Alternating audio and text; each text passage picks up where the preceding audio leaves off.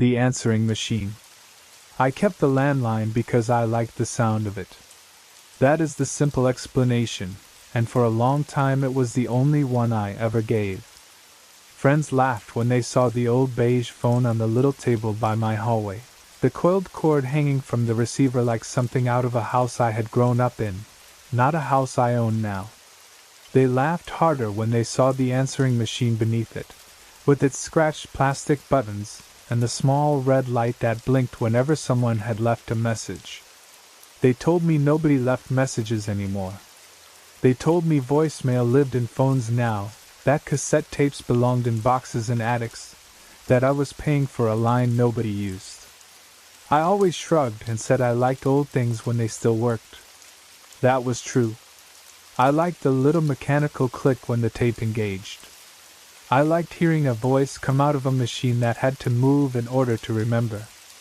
I liked coming home after a long day and seeing that little red light blink in the dim hallway, because for 1 second, before I pressed play, it meant someone had thought of me while I was gone. The first strange message came on a Wednesday evening in late October. I remember the date because it had rained all day, one of those slow gray rains that makes every room feel slightly colder than it is. I came in with wet shoes, set my keys in the dish by the door, and noticed the light blinking on the machine. I assumed it was my dentist, or my brother calling from work, or one of those automated warranty scams that somehow still found my landline. I pressed play without taking off my coat. The tape hissed for a second. Then my own voice came through the speaker. It was not a recording I remembered making. It was not an old message accidentally saved from months earlier. It sounded like me at the end of a tired day, calm, a little hoarse, close to the microphone. "When you get home tonight," the voice said, "don't turn on the kitchen light. The bulb is going to short. Use the lamp instead." That was all. The machine clicked, rewound slightly, and stopped. I stood in the hallway listening to the silence after my own voice had ended. My first reaction was embarrassment, though there was no one there to embarrass me. I thought I must have called myself somehow, maybe from my cell phone while half distracted, leaving some reminder I had forgotten. But I checked my cell. No outgoing call to the house. I checked the caller ID on the landline. It said unknown caller, no number, no time beyond the rough stamp the machine assigned when it recorded. I told myself it was a prank. Maybe someone had used software to imitate my voice. Maybe my brother had found some old recording of me and decided to be clever. The warning itself was so small, so domestic, that it made the whole thing feel absurd rather than frightening. A kitchen bulb. A short. Use the lamp instead. It sounded like the kind of thing a worried parent would leave for a child. Still, when I walked into the kitchen, I hesitated with my fingers on the switch. Then I laughed at myself and flipped it. The bulb above the sink flared white, brighter than it had any right to be, and burst with a sharp crack. A spray of sparks snapped inside the glass shade. The room plunged into darkness, and the smell of hot dust and scorched metal drifted down around me. I did not move for a long time. I stood in the dark kitchen with my hands still touching the switch plate, listening to rain tick against the windows and the faint hum of the refrigerator. My heart was not racing yet. It was worse than that. It had become very quiet inside me, as if some part of my mind had lowered its voice. The next message came 2 days later. Again, the red light was blinking when I came home. Again, the caller ID showed nothing useful. Again, the voice was mine. "Don't take the highway tomorrow morning. Leave 20 minutes early and go through town." No explanation. No panic. Just advice, delivered in my own tired voice. I almost ignored it. In fact, I told myself all night that I would ignore it. I made coffee early the next morning, dressed for work, picked up my keys, and drove toward the highway out of habit. But as I approached the on-ramp, my hands tightened around the wheel. I remembered the bulb popping. I remembered how exact the warning had been. At the last second I stayed in the right lane and continued through town, angry at myself for giving in. Later that morning, everyone at work was talking about the pileup. 6 cars, 2 trucks, 1 overturned van. It had happened during the exact stretch of highway I would have taken, at the exact time I would have reached it if I had left when I normally did. After that, I began to save the messages. At first they came every few days. Then almost every day. Always short. Always useful. Always in my voice. The machine would blink when I got home, and I would press play with one hand still holding my keys. My future, or whatever it was, would speak into the dim hallway with the gentle patience of someone who had already watched me make the wrong choice once, and did not want to watch it again. "Call your brother tonight." I did. He had been sitting alone in his apartment, trying to decide whether to tell anyone how bad things had become for him. He did not say it in those exact words, not then, but I heard enough in his voice to stay on the phone for hours. "Move the chair away from the bedroom window before you go to sleep." I did. A branch came down in the wind that night and shattered the glass, landing exactly where the chair had been. "Do not eat the leftovers in the blue container." I threw them away, and the next morning I found the lid swollen and the smell sour enough to make my eyes water. There were larger warnings too, but they never arrived dramatically. My voice never shouted. It never begged. It never said, "Run." It said, "Take a different route," or "Stay home after 6," or "Do not answer the second call." The warnings came wrapped in ordinary sentences, which somehow made them more frightening. They suggested that danger was not a rare visitor. It was woven into the everyday, hidden in traffic patterns, faulty wiring, open windows, leftovers, missed calls. I did what anyone would do. I tried to understand it. I changed the tape. The messages still came. I unplugged the machine. The red light blinked when I plugged it back in, and a message was waiting, recorded during the hours it had no power. I disconnected the phone line. Same result. I took the machine to a repair shop. The man behind the counter, who smelled of solder and cigarettes, opened it up and told me it was a miracle the thing worked at all. He cleaned the heads, replaced the belt, and asked why I did not just buy a new one. I did not tell him that a new one might not know how to save my life. I tested whether the messages could be wrong. I did not test with anything dangerous. I am not that brave. But once, when my voice told me to bring an umbrella because it would rain at 3, I deliberately left without one. At 3 sharp, the sky opened in a clean sheet of water. Another time it told me the grocery store would be out of milk after work, and I laughed because grocery stores are never completely out of milk. It was a refrigeration problem, the clerk said. They had thrown the whole section away. The machine was always right. That was when trust became dependence. I began planning my life around the messages. I came home earlier when I could, eager for the red light. On evenings when it was dark, when no message waited, I felt abandoned. I would stand in the hallway and stare at the machine as though it had chosen not to speak to me. I stopped making certain decisions until I knew whether I would be warned. I drove more slowly. I slept lightly. I waited for my own voice to guide me through the world. And because the messages were kind, because they helped, I allowed myself to forget the question underneath all of it, not how the machine worked, but why it needed to. The last message arrived on a Sunday. I remember that day too clearly. The weather had cleared after a week of rain. Pale sun came through the curtains.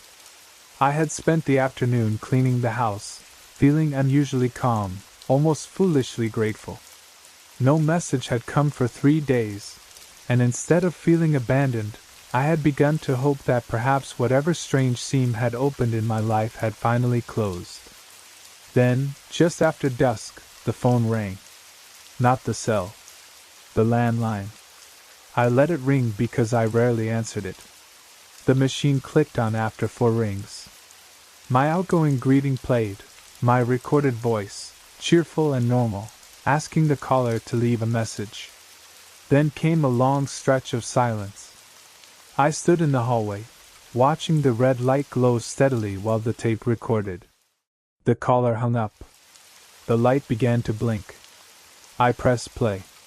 My voice came out, but it sounded older than before. Not older in years, exactly. Worn down. Careful. As if every word had been selected from a place where words were limited. "You're going to want to ignore this one," it said, "but please listen." I sat down on the stairs. "Tomorrow, no matter who comes to the door, do not open it. No matter what they sound like. No matter if it is someone you know. No matter if they say there has been an accident. No matter if they sound hurt. No matter if they sound like me. Do not open it." The tape hissed. In that hiss I thought I heard something else, very faint, like wind moving through a room with no windows. "I won't be able to warn you again after this. This is the last tape I can send. I'm sorry." I tried. Another pause. Then, softer, almost too low for the tiny speaker. "Tell them I tried." The message ended. I played it once more. Only once. Then I removed the cassette from the machine, labeled it with the date, and put it in the drawer beside all the others. I did not sleep that night. I sat in the living room with every light off except the lamp by the couch, watching the front door. No one came the next day until just after noon. The first knock was ordinary. 3 polite taps. I froze in the kitchen, one hand on the counter. The house seemed to hold its breath around me. A man's voice called through the door. He said he was from the gas company. There had been a reported leak in the area. He needed to check the line. I did not move. He knocked again, less polite this time. He said it was urgent. He said I could be in danger. He said if I did not open the door, he would have to call someone. I looked through the peephole. The porch was empty.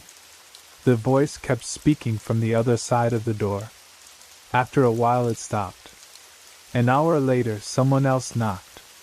A woman this time. She said my brother had been in an accident. She knew his name. She knew my name. She knew the hospital closest to his apartment. She sounded breathless, compassionate, real. I called my brother from the living room floor while she kept knocking. He answered on the second ring, confused, alive, at work. By evening the knocks had become more creative.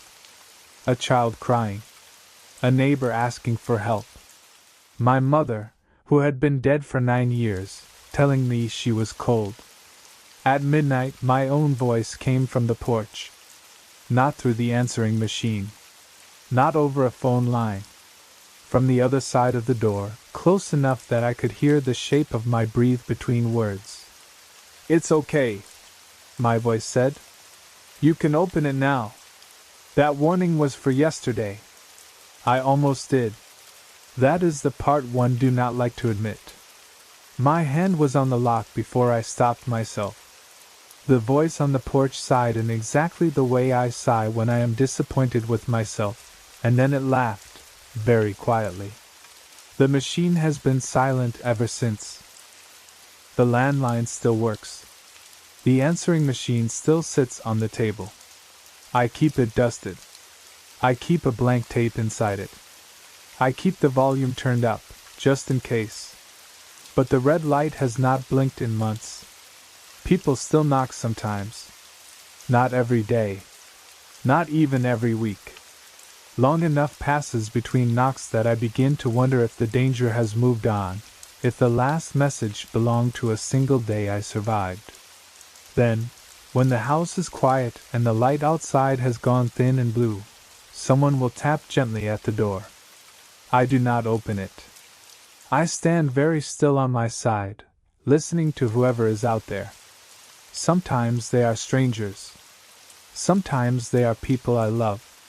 Sometimes they are me. They always know exactly what to say. They always sound almost right.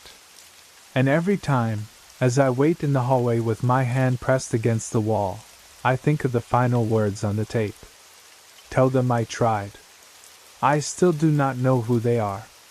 I still do not know what my other voice tried to do, or what it cost to send those messages through a cheap old machine with a cassette inside. I only know it bought me time. It taught me to listen. It taught me that a locked door is not paranoia if something has learned every voice you trust. So when someone knocks, I let them knock. And if one night the red light ever blinks again, I am afraid the message will not be a warning. I am afraid it will be an apology. The rain keeps moving against the windows, gentle and patient, like fingers testing glass. The next recording begins before the last one has fully faded. The wedding video.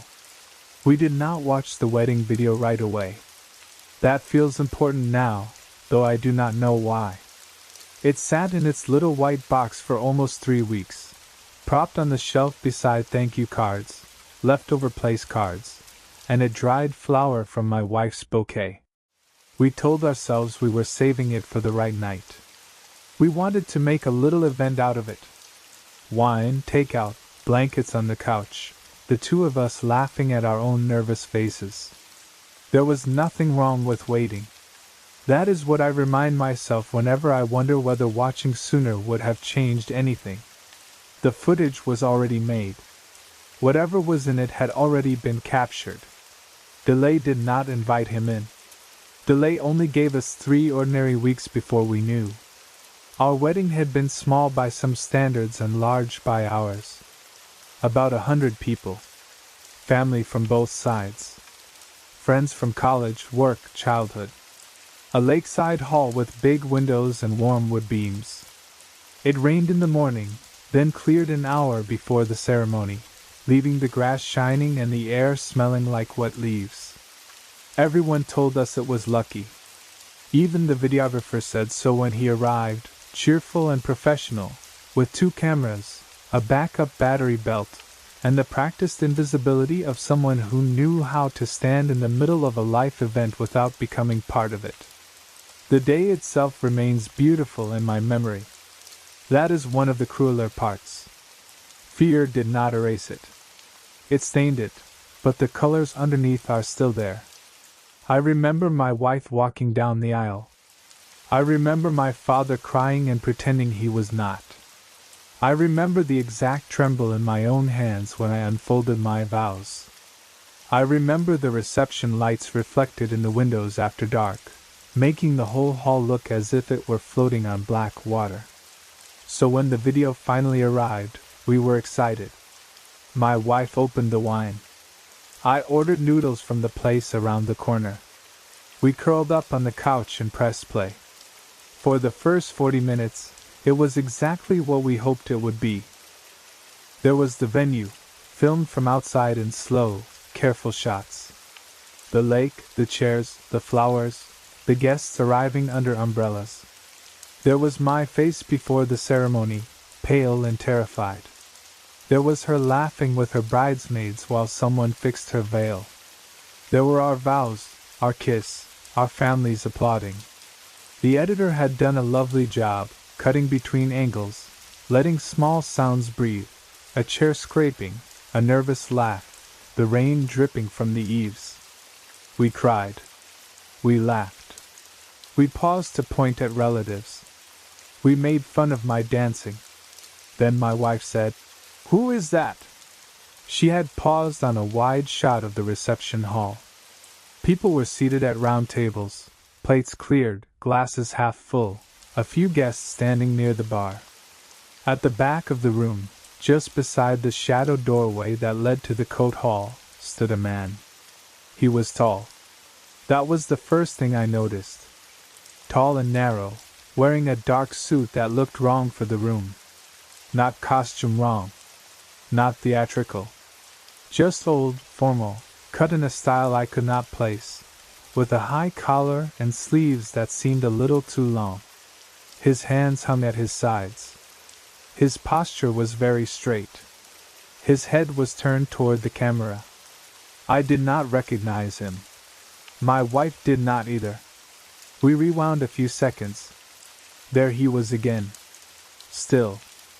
Facing forward. Not speaking to anyone, not holding a drink, not searching for a seat. Just standing. At first we did what people do when they are not ready to be afraid. We explained him. Weddings collect strangers. A cousin's partner. A friend's date. Someone from the venue. A staff member in a suit. A guest from another event who wandered in by mistake. There were dozens of possibilities, and all of them were more reasonable than the feeling that had quietly entered the room with us.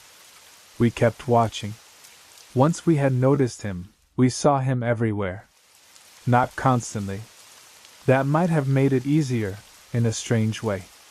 If he had simply remained in the same spot through every scene, we could have blamed editing, overlap, some guests who preferred the edges. But he appeared in the background of moments from every part of the day. During the ceremony, he stood far back beyond the last row of chairs, near the trees, half hidden by the wet leaves. The camera had panned over the guests before my wife walked down the aisle. Everyone else was turned toward the aisle, expectant, smiling. He faced the camera. During cocktail hour, he stood under the awning while people around him held champagne and talked. No one seemed to notice him. A bridesmaid passed within a few feet of him and did not turn her head.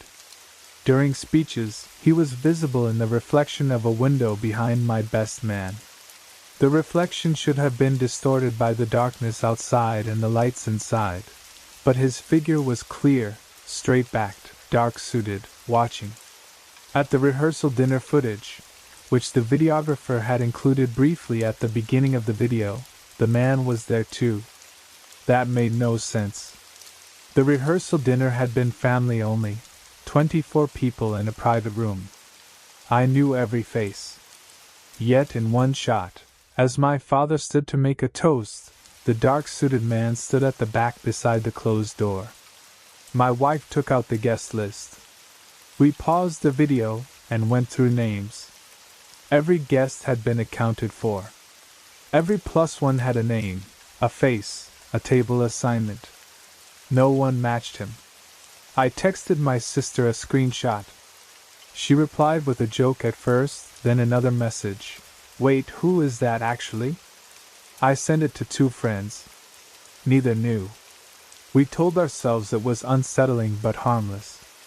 A stranger had appeared in the footage. Strange things happen. People wander into places. Memories blur. Maybe the still photos would identify him better. So we opened the wedding album. He was not in a single photograph. Not in the ceremony shots, though he had stood beyond the last row. Not in the reception candids, though he had been near the bar. Not in the wide photo of the rehearsal dinner table, though the video had placed him by the door. There were angles where he should have appeared.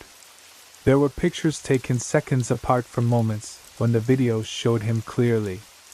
In the photos, that space was empty. Only the video had him. Only moving images. Only when the camera recorded time passing. That was when my wife stopped making jokes. We watched from the beginning again, this time with a notebook. It sounds absurd, but terror makes people practical. We wrote down timestamps. Ceremony, far back, tree line. Rehearsal, door. Cocktail hour, awning. Reception entrance, near the coat hall. First dance, left side of room. Toasts, window reflection. Cake cutting, behind the dessert table. Last dance, unknown until later, because by then we could barely breathe. The pattern emerged slowly. He was getting closer. Not in a way the footage showed. He never walked.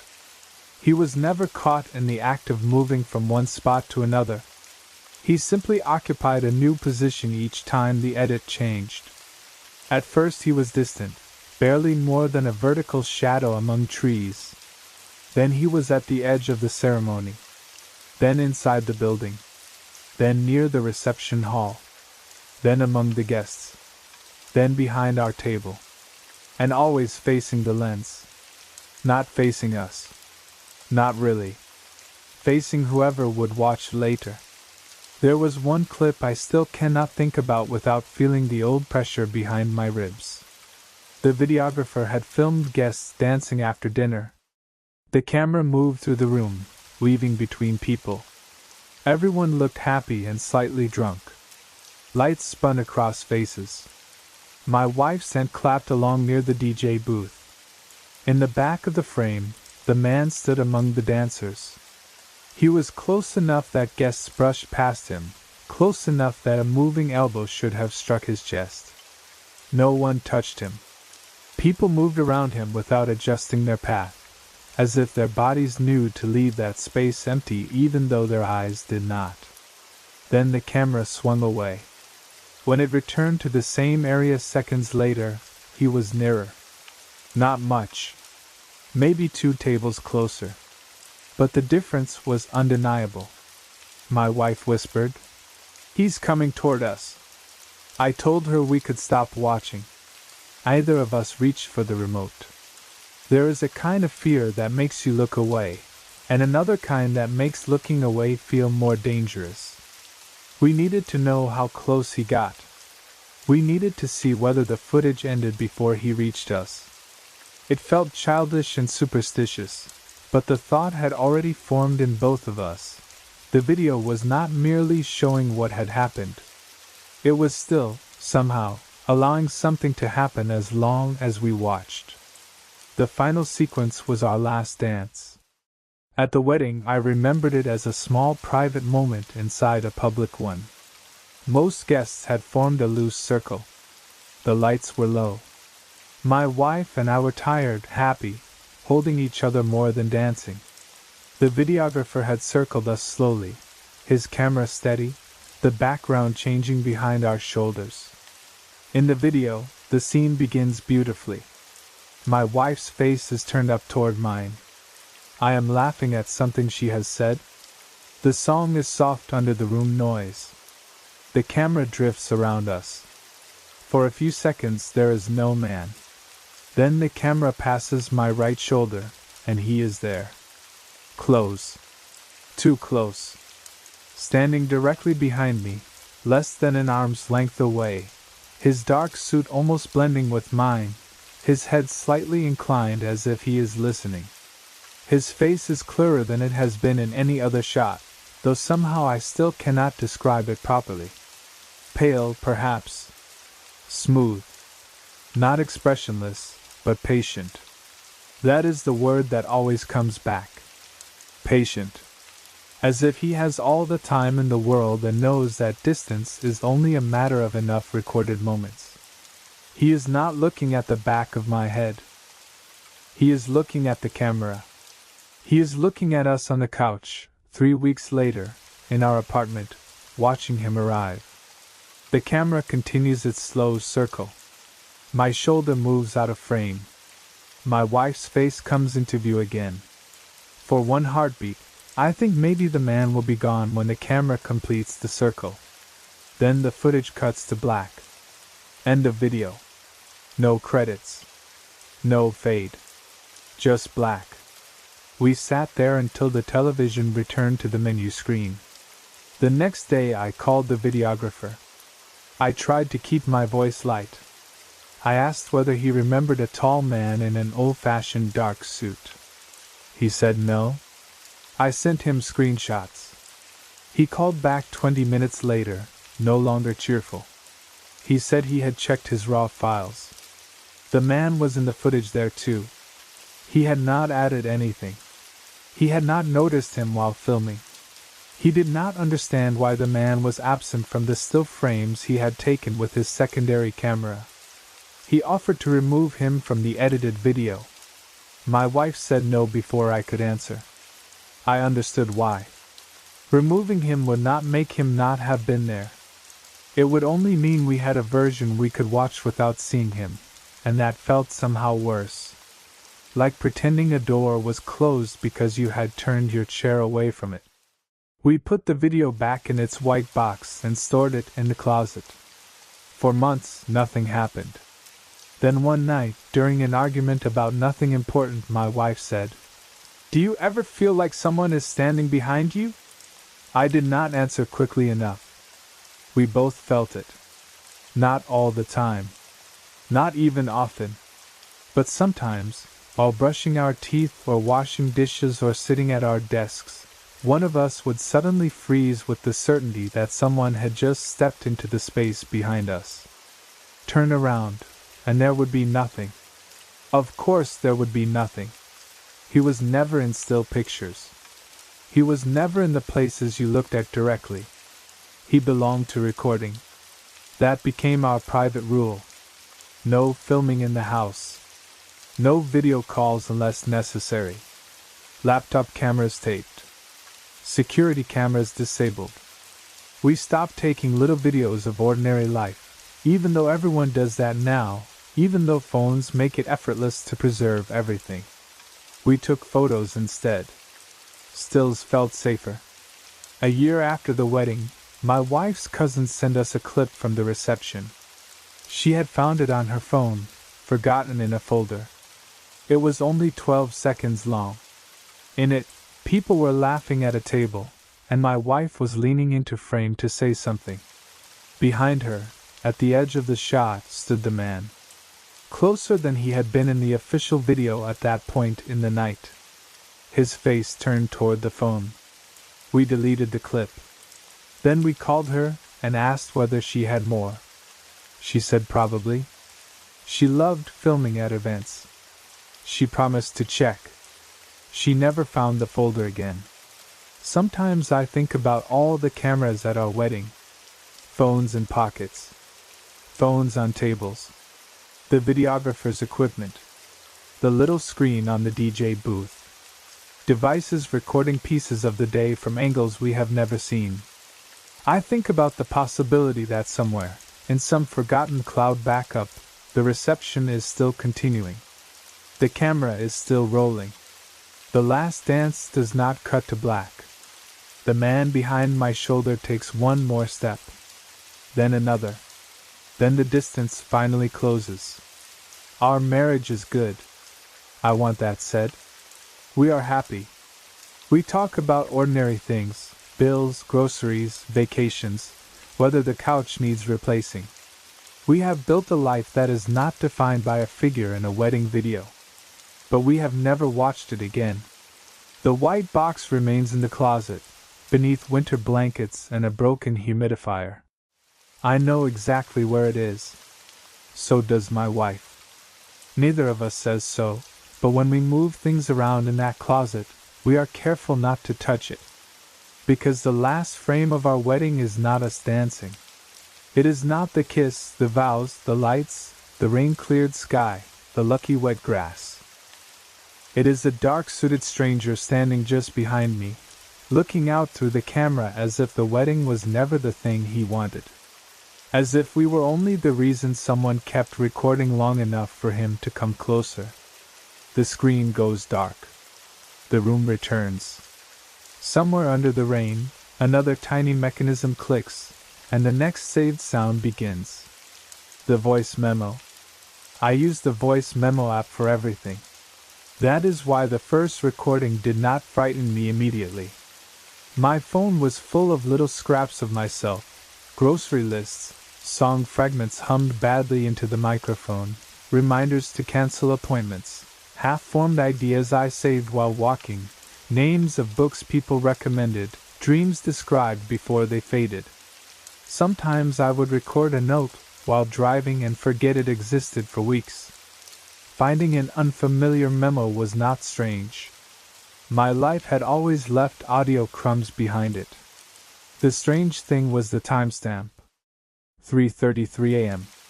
I saw it while looking for a reminder about a package pickup. The memo had no title, just the default date and time. 4 minutes and 12 seconds long. Recorded in the middle of the night while I was asleep. At first I assumed I had rolled onto my phone. Maybe I had accidentally opened the app and pressed record. It would explain the time. It would explain why I did not remember it. I almost deleted the file without listening. Then curiosity won, as it always does with small mysteries that do not yet know they are large ones. I pressed play. The recording began with the sound of my bedroom at night. The low electrical hum from the air purifier. A car passing wet on the street outside. My own breathing, slow and thick with sleep. Sheets shifting once. A faint click that might have been the old radiator settling. For nearly a minute, nothing else happened. Then my voice spoke. Not sleep mumbling. Not dreaming. Clear, calm, close to the phone. She usually leaves at 7:45, unless it rains. If it rains, she waits until 8 because she thinks traffic will be better, though it almost never is. I stopped breathing with the recording version of myself. My voice continued. The front door sticks if you pull too hard. Lift slightly before turning the handle. The spare key is not under the mat. It is in the cracked ceramic pot on the fire escape, taped underneath the saucer. She checks it about once a month, usually after she has convinced herself she should be more careful. I sat on the edge of my bed in broad morning light, holding the phone with both hands, and listened to myself describe my own apartment as if briefing a guest. The memo was detailed. Terribly detailed. My voice explained which floorboards creaked and which did not.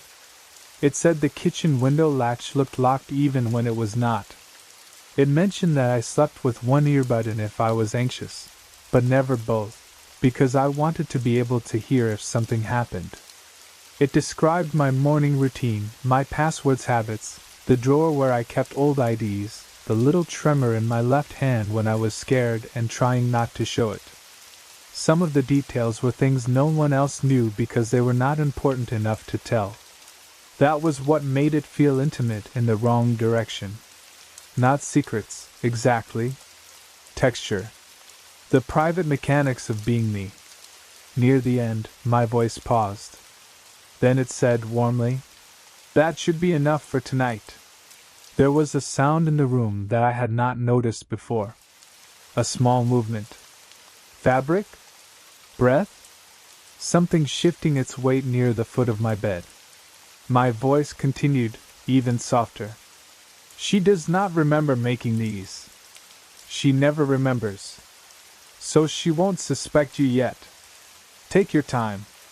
She is very trusting when she thinks she understands something. A second voice answered. It was low. Not deep, exactly. Low as in distant, as if spoken from the far end of a hallway, yet close enough for the phone to catch. I could not make out every word. I only understood two. Thank you? My voice replied. Of course. Anything to help you settle in. Then the recording ended. I listened again because the mind is stupid in the face of impossible things. It thinks repetition will turn terror into explanation. The second play was worse. The details did not change. The other voice did not disappear. My own calmness remained intact, patient and helpful. I checked my bedroom. Morning changes rooms. Sunlight makes cowards feel ridiculous. There was nothing at the foot of the bed. No mark on the carpet. No open window. No sign anyone had been there. The phone had been on my nightstand where I always kept it. The voice memo app showed only that a recording had been made at 3:33 and saved normally. I told no one that day. I went to work. I answered emails. I bought lunch. All the while I carried the knowledge that some version of me had woken in the dark and explained me to someone else. That night I set up precautions. I put a chair in front of the bedroom door. I taped the window latch. I deleted the memo from my phone, then restored it from the recently deleted folder because I suddenly feared not having evidence. I placed the phone across the room on my desk instead of beside the bed. I drank too much coffee and sat upright with the lights on, determined to stay awake past 3:33. I remember watching the time reach 3:12. I remember thinking I was still wide awake. Then I opened my eyes to morning. The chair had been moved neatly aside. The light was off. My phone was back on my nightstand. There was a new memo. 3:33 a.m. 6 minutes long. This one began with my own voice saying, "She tried to stay awake. That is expected after discovery. It should fade if you do not respond too strongly." I do not know how to describe the feeling of hearing yourself discuss your own fear as a management problem. It was humiliating. Clinical. As though the person I was during the day were only an animal whose reactions had to be anticipated and soothed. The recording continued. My voice explained my friends. Which ones I answered quickly. Which ones I ignored until guilt forced me to reply. Which coworkers might notice if I seemed off. Which neighbor would call the landlord if she heard screaming, and which would turn up the television. At the end, the other voice asked something I could not understand. My voice laughed lightly, a laugh I recognized from conversations where I wanted someone to like me. "No," I said. "Not yet. She would notice too much if you tried that now." I dropped the phone. After that, the memos came almost every night. Always at 3:33. Always while I believed I was asleep. Sometimes they were brief updates. "She changed the hiding place for the spare key. It is now inside the lining of the blue suitcase." Sometimes they were corrections.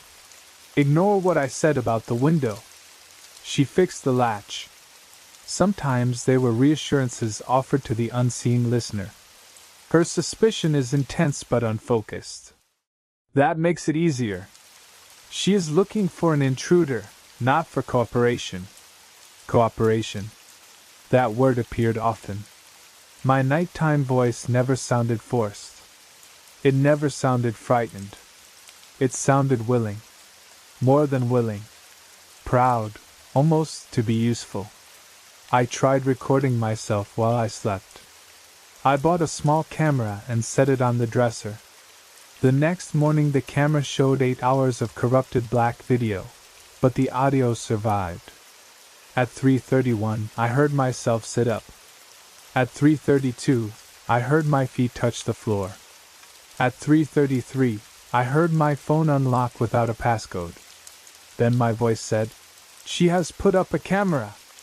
I have taken care of the image, but the sound may remain. Speak quietly."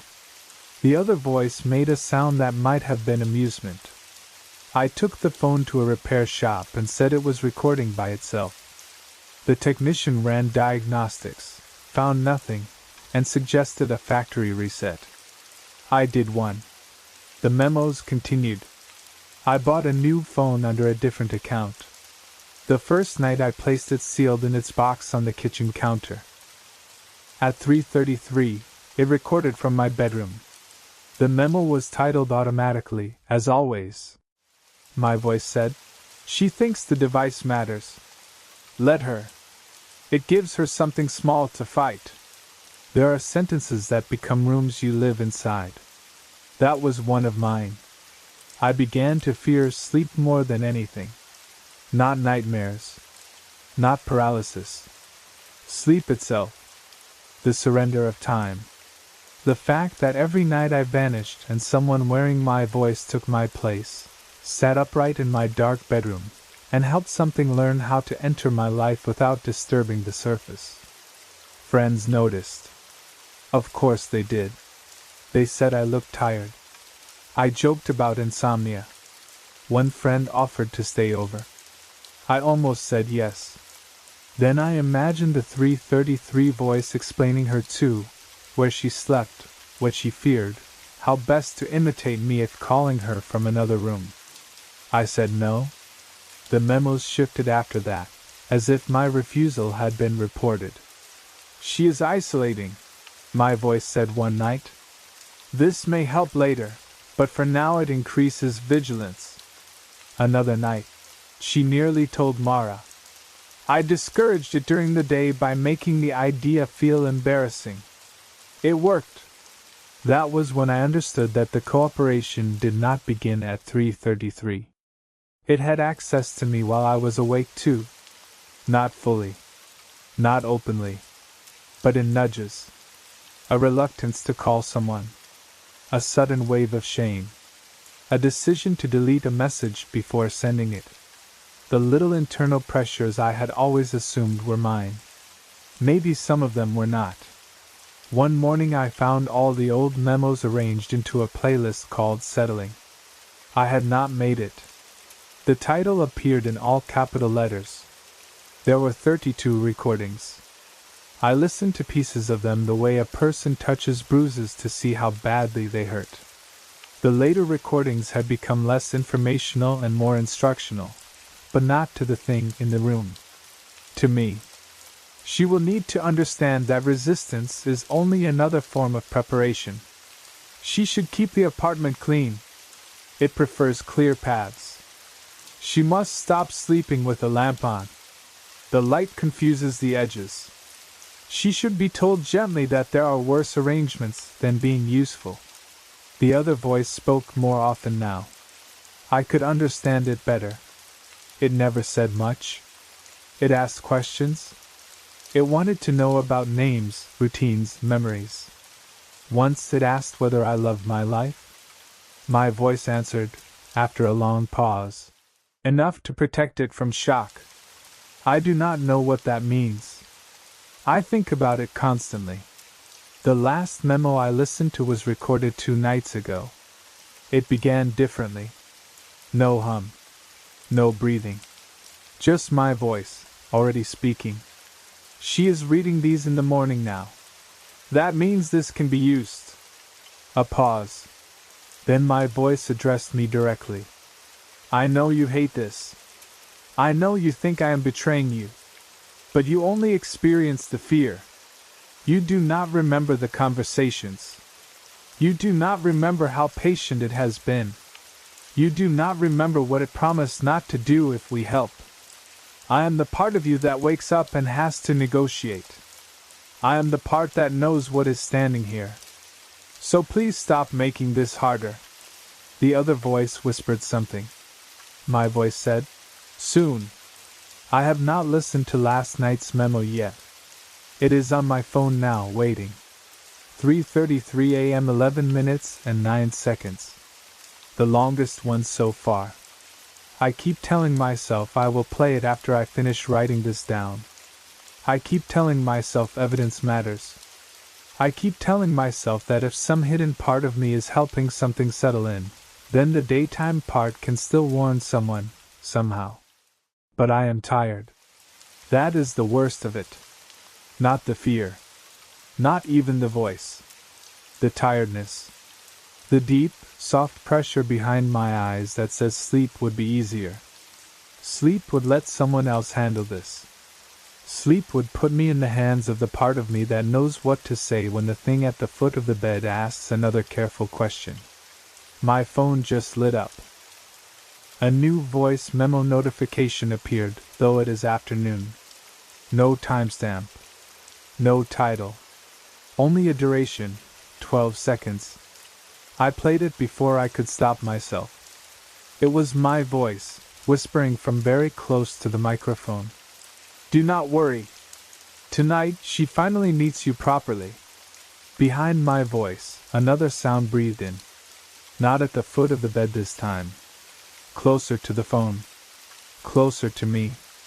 The file ends with the smallest click, like a lock being tested in the dark. Outside the window, rain softens the city, and the next recording opens in a room where a child is supposed to be sleeping alone. The baby monitor recording. We bought the baby monitor because we were nervous in the way new parents are nervous, which is to say completely and about everything. Breathing, temperature, blankets, silence, noise, tiny coughs, the angle of the crib mattress, the distance between the crib and the window, the invisible mathematics of safety. We read too much and slept too little. We became experts in fears we had never known existed. The monitor promised reassurance. That was the word on the box, reassurance. A small white camera mounted above the crib, connected to an app on our phones. Night vision. Motion detection. Two-way audio. Cloud recording for 30 days. It would save a clip whenever it sensed movement, so we could scroll back through the night and see every little stir. In the beginning, that felt miraculous. Our daughter was 3 months old when we installed it. The nursery was small, painted a soft green that looked gray in the dark. A rocking chair in the corner. A dresser with tiny folded clothes. Shelves with books she was too young to understand. Above the crib, a felt mobile of clouds and moons turned slowly whenever the heater came on. The camera saw almost the whole room, but not quite. There was a sliver along the left edge of the crib where the frame cut off. At the time, I noticed only because I adjusted the camera twice to get the best view. My wife said it was fine. We could see the baby. That was what mattered. For the first few weeks, the monitor did what it was meant to do. At night, when our daughter fussed, our phones buzzed. We could open the app and see her wriggling in that strange green-gray night vision, fists opening and closing, mouth working around dreams. In the morning, half asleep over coffee, we watched the saved clips and smiled at her tiny restlessness. Evidence of life. Evidence she had been there, breathing, moving, safe. Then came the morning with too many clips. There were 47 motion events between 2:58 and 4:11 a.m. Usually there were 5 or 6. 10 on a restless night. 47 meant something had been moving almost continuously in the nursery for more than an hour. My wife was still asleep. Our daughter was in the crib, awake but quiet, staring at her mobile with the solemn concentration babies have before they learn the world is not made only of shapes. I sat at the kitchen table and opened the first clip. It was normal. Our daughter shifted. One arm rose, then dropped. The motion marker flashed around her body. The clip ended. The next was normal too. The third showed nothing at first. The baby lay still. The room was quiet. Then, at the far left edge of the frame, something dark moved. Not into the frame. Along the frame. A vertical shadow sliding just beyond the camera's boundary, close enough to trigger the motion detector but not close enough to be seen clearly. I replayed it. The app compressed movement strangely, leaving little trails in the night vision. Maybe it was a curtain. Maybe a moth near the lens. Maybe the mobile shadow, distorted. The nursery had no curtains near that side of the crib. I played the next clip. Again, the baby was still. Again, motion at the left edge. This time the darkness leaned inward a little farther. I saw the suggestion of a shape above the crib rail. Long, narrow, bending. My mouth went dry. The next 10 clips were worse because they were incomplete. Each was only a few seconds. The camera caught pieces, a dark pressure at the edge, the rail shadow changing, the mobile turning though the heater had not come on, the night vision blooming and dimming as if something close to the lens were absorbing the infrared light. The motion box kept flashing not around my daughter, but beside her crib. I stood so quickly the chair scraped the floor. I went to the nursery. Morning light filled the room. The crib rail was intact. The mobile hung still. The left edge of the crib, the edge the camera barely saw, was empty. I checked the floor, the wall, the window lock. Nothing. Our daughter looked up at me and smiled. That should have comforted me. Instead, I remembered that she had slept through nearly all the clips. Whatever had moved near her had not frightened her awake. I woke my wife and showed her. At first she reacted like I had. Explanations, then less confidence in explanations. We checked the app settings. We checked for insects. We dusted near the lens. We tightened the camera mount. We watched the clips on a larger screen, hoping the bigger image would make the movement ordinary. It did not. On the television, the darkness had depth. The shape at the edge was not flat against the wall. It occupied the space beside the crib. It leaned in, withdrew, leaned in again, with a rhythm that made my skin prickle because it resembled attention. Then we reached the clips with audio. Most of the time, the monitor saved sound poorly, a hiss, the heater, our daughter's small sleeping noises. But around 3:30, a new sound appeared. Soft, wet, regular. Breathing. That is the closest word, though it was not exactly breathing. Breathing has air in it. This sounded thicker. As if someone had placed their mouth very near the microphone and was trying to be quiet, but did not know how quiet human breathing should be. My wife whispered, "Turn it off." I did not. I could not. In one clip, beneath the wet breathing, there was another sound. A whisper. Not words we could understand. More like a voice shaping itself around the idea of speech. Our daughter, asleep in the video, moved one hand toward the crib rail. The darkness at the edge moved too. My wife grabbed my wrist so hard it hurt. The last clip was recorded at 3:48 a.m. It began with the same angle. Crib. Mobile. Baby. Darkness at the top left, larger than before, bending over the rail. The breathing filled the tiny speaker, close and patient. Then our daughter opened her eyes. She did not cry. She did not startle. She turned her head toward the top of the crib, toward the shape the camera could not fully see. For a moment, her face was expressionless, wide-eyed in the night vision. Then she smiled. A huge, delighted, trusting baby smile. The kind she gave me when I came home from work. The kind she gave my wife when lifted from the crib. The kind that meant she recognized someone. The darkness lowered further. The top of the frame filled with it, and the audio crackled under the wet sound of breath drawn close to the microphone. The clip ended. There were no more motion events that night. We took the monitor down immediately. I unplugged it, removed the camera from the wall, and put it in a drawer under old towels as though hiding it would undo what it had seen. My wife held our daughter for almost the entire day. We called the pediatrician, though we had no medical question. We said she seemed fine. The pediatrician asked about fever, feeding, diapers. Normal, normal, normal. Everything normal. That was part of the horror. Nothing had changed. Our daughter ate, slept, gurgled, smiled, reached for our fingers. If something had leaned over her crib in the early morning dark, it had left no bruise, no mark, no sign of harm. We should have been grateful. We were, in the way drowning people are grateful for air while still fearing the water. That night we moved the crib into our bedroom. Neither of us slept much. Every time the baby stirred, both of us woke.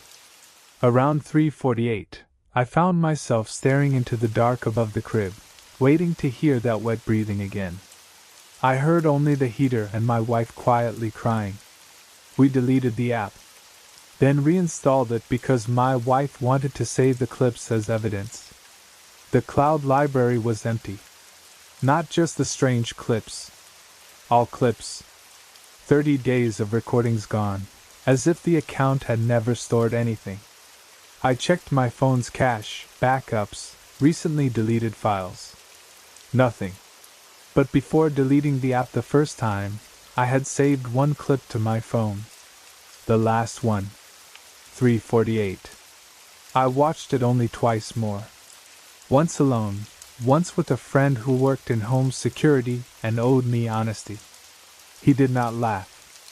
He did not offer a confident explanation. He asked whether anyone could have entered the house. I said no. He asked whether the camera might have reflected one of us from the hallway. I said the nursery door had been closed. He asked to see the room. When he stood by the crib and looked at the camera mount, he became very quiet. "What?" I asked. He pointed to the wall where the camera had been. "For something to be that close to the microphone," he said, "it would have had to be up here." He held his hand near the mount, well above the crib, higher than a person could lean without standing inside it. I did not show the clip to anyone after that. Our daughter grew. The crib became a toddler bed. The nursery changed from green-gray quiet to bright clutter, stuffed animals, blocks, picture books, little shoes under everything. Children transform haunted rooms by needing them too loudly. For a while, we almost believed time had solved it. Then she began talking to the ceiling. All children do strange things. They speak to toys, corners, imaginary friends, dust and sunlight. We told ourselves that. She would lie in bed at night, looking upward, smiling, babbling in half-formed words. When we entered, she would stop and look at us with the mild annoyance of someone interrupted. "Who are you talking to?" my wife asked once, gently. Our daughter pointed up. "Soft man," she said. We had never used that phrase. We had never described the clip in front of her. She had been too young to remember. We told ourselves children invent words from textures, soft blanket, soft toy, man from a picture book. But after that, she began waking with little gifts arranged on her pillow. A button none of us recognized. A dead moth, wings folded neatly. Once, a strip of old cassette tape curled like black ribbon, though we owned no cassettes. She was never frightened. That was what frightened us. At 3, she told my wife. "He breathes funny because he forgets how." At 4, she asked whether we had also had someone who watched us sleep when we were small. When I said no, she looked genuinely sad for me. At 5, she stopped mentioning him. For almost a year, we had peace. Then, one rainy night, long after the monitor was gone, my wife and I woke to laughter from our daughter's room. Not scared laughter. Not sleep laughter. The bright, delighted laugh she had when someone made a silly face just for her. We went down the hall together. Her door was open. She was sitting up in bed, looking at the empty air above her head. The room was dark except for the hallway light behind us. Her face shone with happiness. When she saw us, she put a finger to her lips. "He says don't turn on the camera," she whispered. We did not own a camera in that room anymore. I stepped inside, every muscle tight. The air felt damp, though the window was closed. There was a smell I remembered from the clip without realizing I remembered it. Warm metal, wet cloth, something breathed too close. My daughter looked up again and smiled. I looked up too. There was nothing there. Of course there was nothing there. Nothing for my eyes. Sometimes I wish we had kept the monitor. Sometimes I am grateful we did not. A camera would either show nothing, which would make us doubt our own fear, or it would show something leaning in again, older now, closer now, recognized by our child as part of the room. She is healthy. She is loved. She is kind. Whatever came to the crib did not take her from us. But some nights, when rain taps softly at the window and the house settles into that hour when everything sounds like breathing, I stand outside her door and listen. I hear her whispering. I hear pauses where another voice might fit. I hear her laugh in the trusting way children laugh with someone who has never hurt them. And I remember the last clip. My baby opening her eyes. My baby looking up.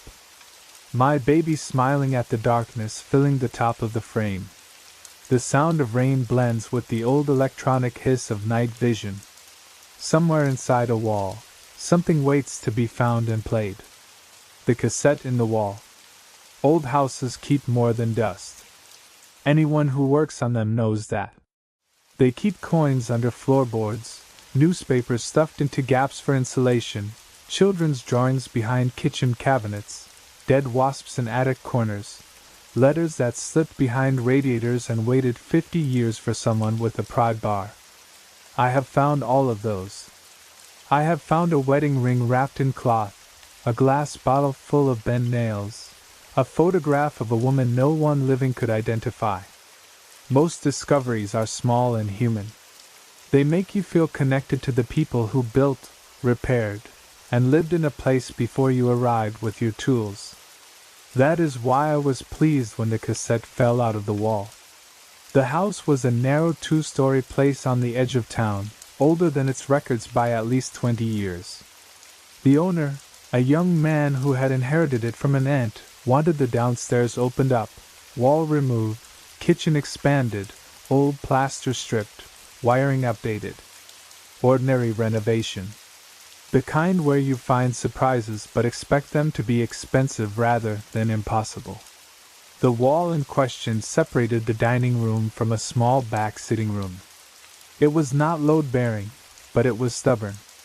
Thick plaster over old lath, patched badly in several places.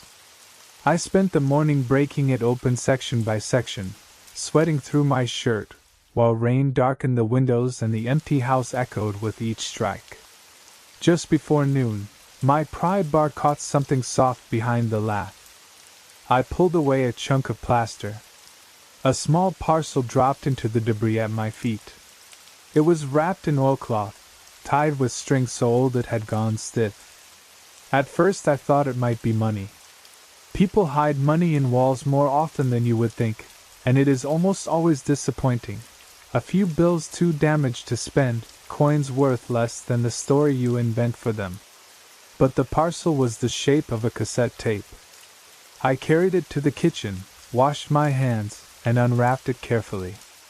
The cassette inside was plain black plastic with no label. Not even a brand name I recognized. The screws had a little corrosion on them, but the tape looked intact through the tiny window. Someone had sealed it deliberately.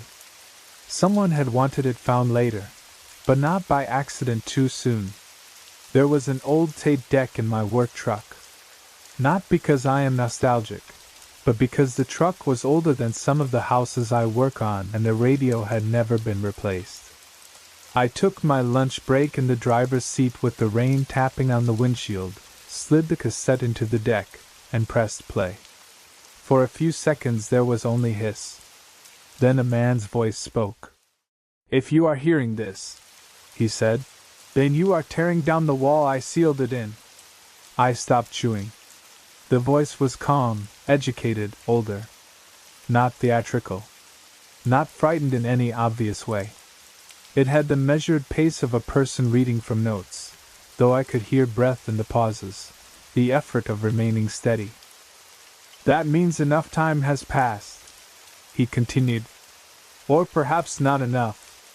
Either way, the wall is open now, and the house knows you are there." I turned off the tape. Rain ticked against the windshield. Across the yard, the house stood with its broken wall exposed, dark windows reflecting the gray sky. I told myself it was a prank from decades ago.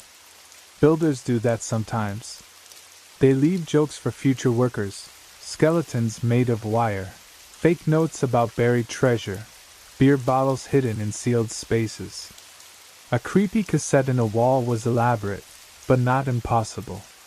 I pressed play again. The man explained that he had lived in the house for 32 years. He did not give his name. He said names were less useful than instructions, and instructions were the reason he had recorded the tape. The house, he said, had a problem. He used that word often. Problem. Never ghost. Never demon. Never curse. Problem, as if discussing rot in the sill plate, or a leak behind tile. Something unpleasant but manageable if respected. It is older than the house, he said. The house was built around it. That was the first mistake. The second was believing walls could contain it without attention. I almost laughed then, not because it was funny, but because the language was so absurdly practical. The man sounded like he was giving maintenance advice. In a way, he was. He described sounds first. That was how you knew its condition. A single knock from inside the east wall after sunset meant it was awake but settled. 2 knocks meant it was hungry. Scratching under the floorboards in the back sitting room meant no one was to enter that room until morning. Whispering from the chimney meant rain was coming and the bowls should be placed early. The bowls. He came to those next. There were rituals, though he disliked the word. Habits are better, he said. Do not think of them as worship. Worship gives it ideas. Every Tuesday and Friday, a saucer of milk had to be left beneath the radiator in the sitting room, but only after dark, and never watched once placed.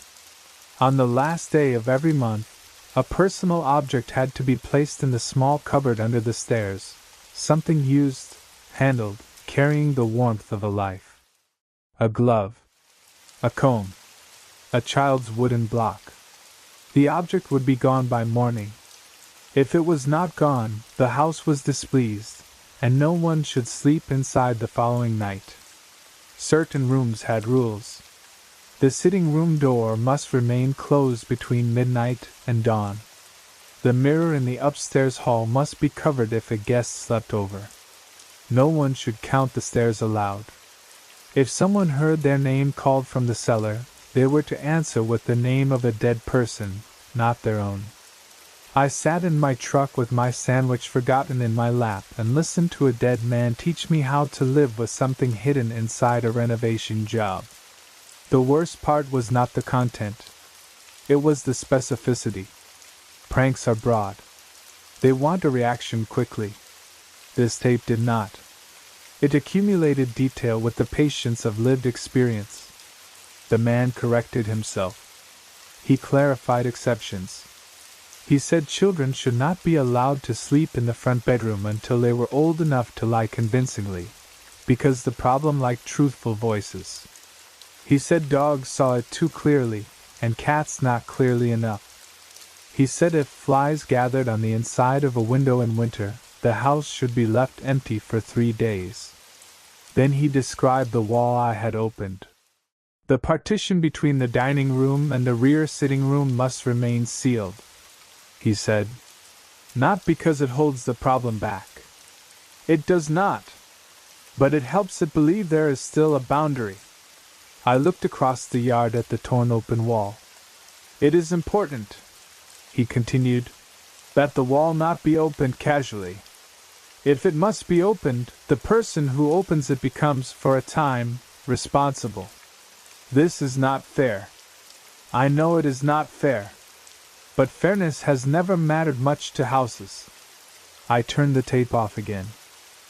My hands were shaking now.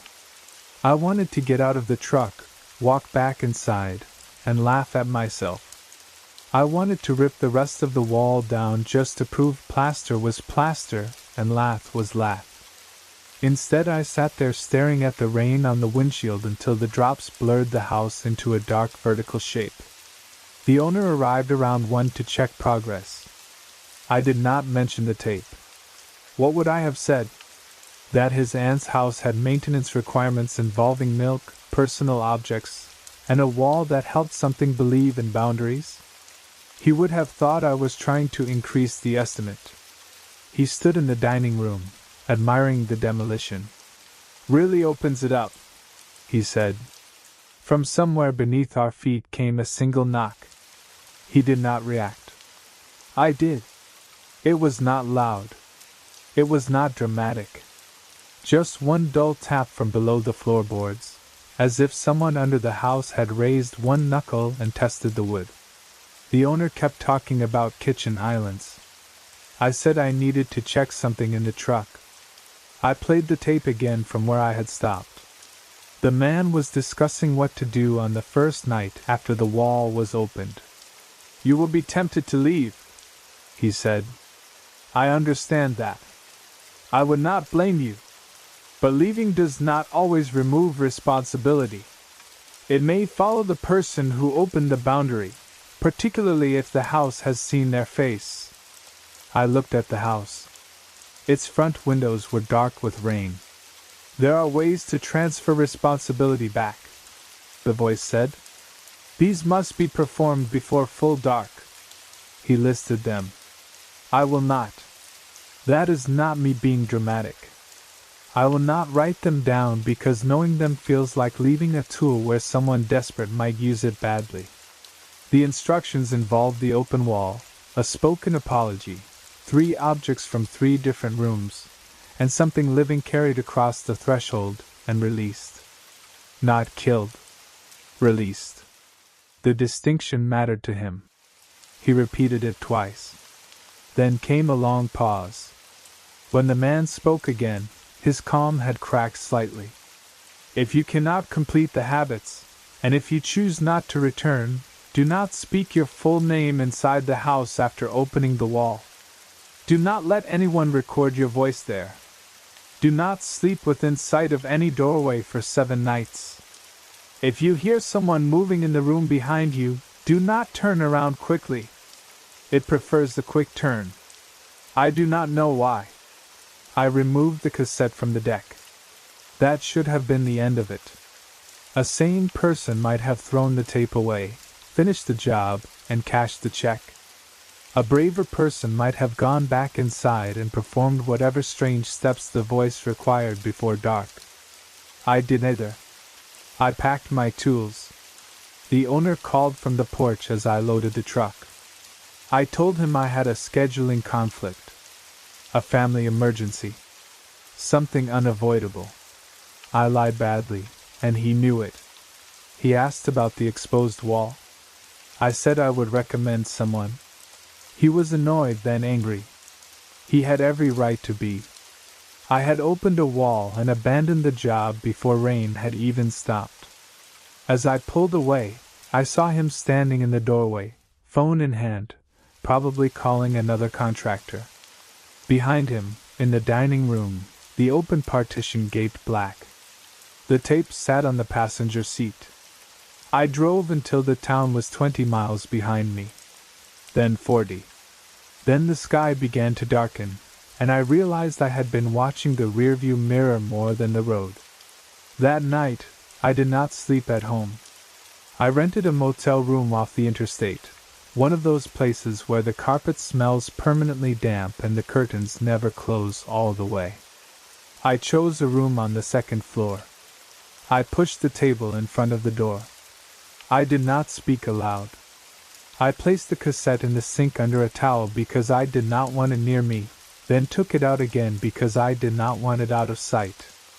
At 11:16 p.m., there was one knock from inside the wall behind the bed. I checked out before dawn. For 7 nights, I slept in different places. My brother's couch. My truck. Another motel. Once, not at all. I followed the rules I could remember without playing the tape again. I did not sleep facing doorways. I did not say my name in empty rooms. When I heard a sound behind me in a grocery store aisle on the 4th day, a soft dragging step where no one should have been, I forced myself to turn slowly. Nothing was there. On the 8th morning, the pressure lifted. That is the only way to describe it. The world became ordinary again. Sounds returned to being sounds. Walls returned to being walls. I kept the cassette. I do not know why. Evidence, maybe? Guilt. Punishment. I wrapped it in a clean cloth and put it in a metal box in my garage. For months I did not touch it. Then the colleague I had recommended called me. He had taken the job. He wanted to know whether I had noticed anything strange in the house. I asked what he meant. He laughed, but there was no humor in it. He said the owner had become difficult. Paranoid. Claimed things were moving around. Claimed he heard knocking from inside the new open-plan wall, which of course made no sense because the wall was gone now. My colleague said. He asked if I had ever heard of leaving milk under a radiator. I hung up. The house burned 3 weeks later. Electrical fault, the paper said. Old wiring exposed during renovation. No fatalities. The owner was out of town. The structure was badly damaged but not destroyed.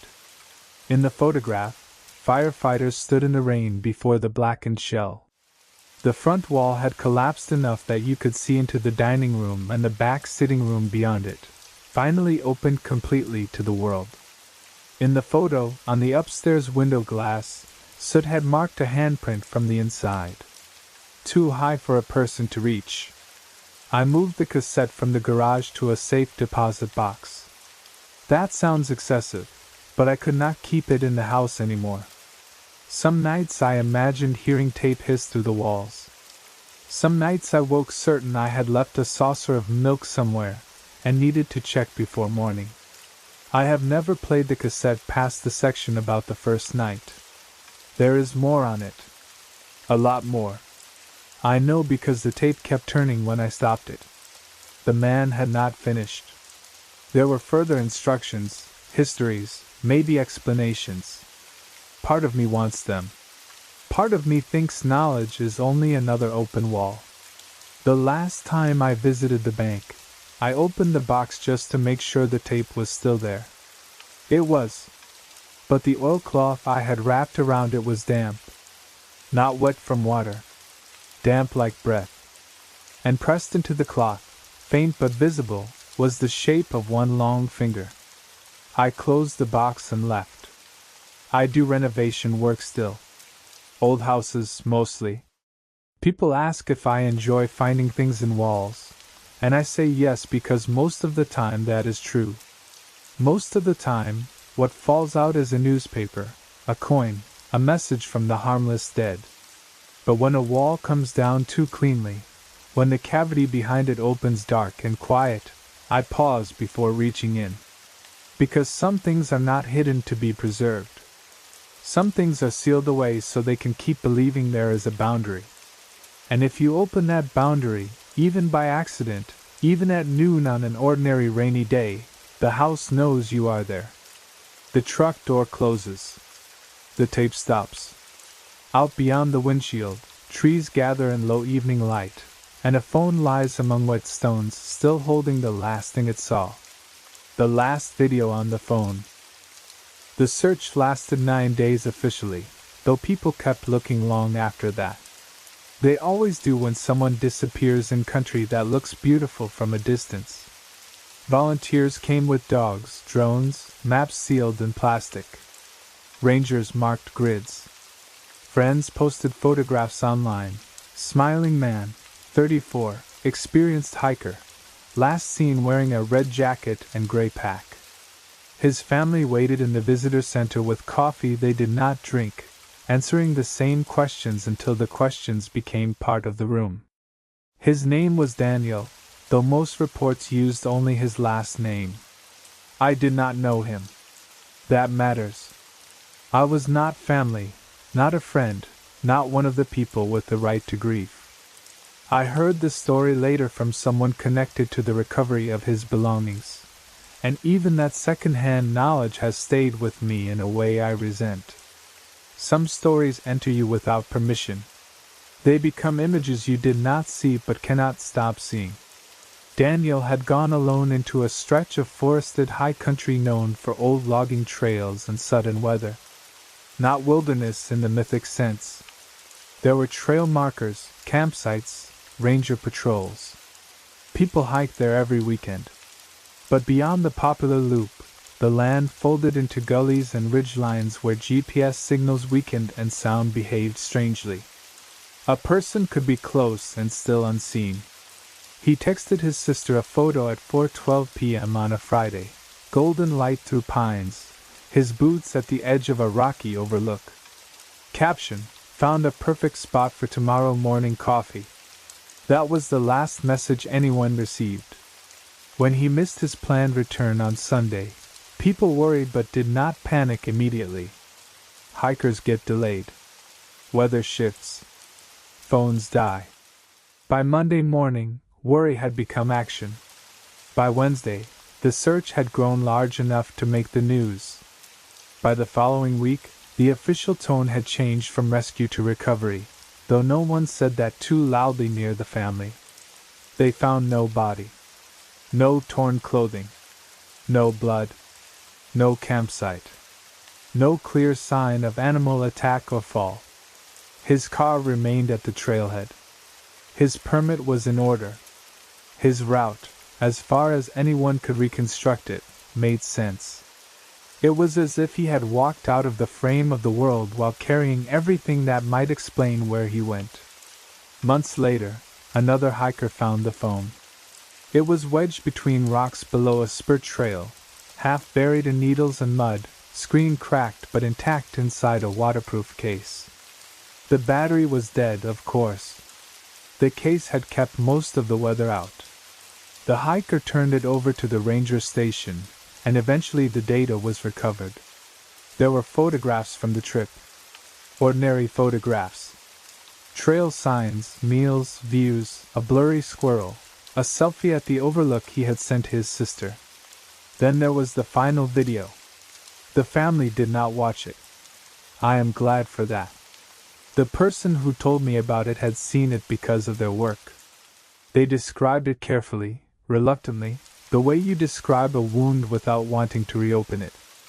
I have since imagined the video so many times that my imagination has become nearly indistinguishable from memory.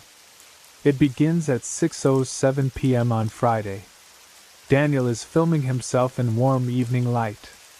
He looks tired but happy, the way people look near the end of a physical day outdoors. His red jacket is unzipped. Sweat has dried in his hair. Behind him, the forest is gold and black in alternating bands where sun cuts between trunks. He speaks casually to the camera, a little breathless. He says he has probably gone farther than planned but found a good area to camp. He jokes that future Daniel will regret the extra mileage in the morning. He turns the camera to show the trail, the slope, the trees. For the first minute, nothing is wrong. Then he pans across the tree line behind him. For 1 or 2 frames, maybe less than a second, there is a figure among the trees. Pale. Tall. Motionless. Too far away to identify, too upright to be a stump, too still to be another hiker caught mid-step. It stands between 2 dark trunks with its head angled toward Daniel. He does not notice. He is looking at the phone screen, narrating the view, smiling at his own tiredness. If that were the only glimpse, it could be dismissed. People see figures in forests constantly. Branches align. Light tricks the mind. Video compression invents shapes. The person who told me this said everyone who saw the file tried that explanation first. Then the figure appears again. Daniel continues walking, filming in short bursts without stopping the recording. He talks about needing water, about the map, about how quiet the trail has become. Every so often he turns the phone outward to show where he is going. Every so often the camera catches the trees behind or beside him.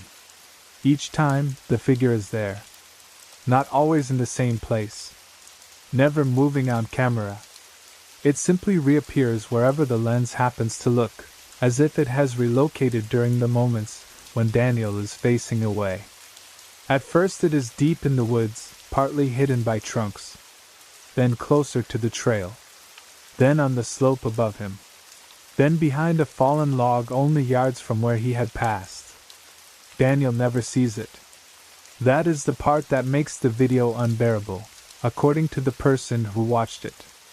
Not the figure itself, though it is wrong enough. The unbearable part is Daniel's ignorance. He is cheerful. He is planning dinner. He complains about a blister. He laughs when he nearly slips on wet leaves. All the while, the phone in his hand is doing what eyes are supposed to do and failing to warn him. Cameras are cruel that way. They preserve without intervening. At 6:19, Daniel stops near a small creek. The sound of water fills the audio. He sets the phone against a rock for a moment, still recording, while he filters water into a bottle. The frame shows him crouched in profile, red jacket bright against the dusk. Behind him, across the creek, the forest thickens. The figure stands there, closer than before. Its height is difficult to judge because of the slope, but it seems too tall. Its arms hang low. Its skin, if it is skin, reflects none of the golden light. It is pale in a flat way, like something seen underwater. Its face is turned toward Daniel, but the resolution cannot hold features. The head is only an oval interruption in the dark. Daniel hums while pumping water. The figure remains still. Then Daniel reaches for the phone, and as the frame jolts, the figure is gone. At 6:31, he begins to sound less cheerful. Not frightened yet. Distracted. He stops mid-sentence once and looks behind him. The camera, facing his face, captures the change, a slight narrowing of the eyes, listening. He says, "Thought I heard something," then laughs too quickly and adds, "Probably deer." He does not turn the camera around. The viewer wants him to. That is what I was told. Watching it, everyone silently begs him to turn the camera. To look where the lens has been looking. To see what we see. But he keeps walking, and the figure keeps using the edges of his attention. The light fades. Forests at dusk do not become dark all at once. They lose depth first. Paths flatten. Tree trunks turn into bars. The spaces between them fill with the same color. In the video, that slow loss of detail becomes another kind of pursuit. Each time Daniel pans, there is less light to separate the figure from the woods, and yet it is easier to see because it is nearer. At 6:42, it stands on the trail behind him. Not far. Maybe 30 feet. The camera catches it when Daniel turns to film the way he has come.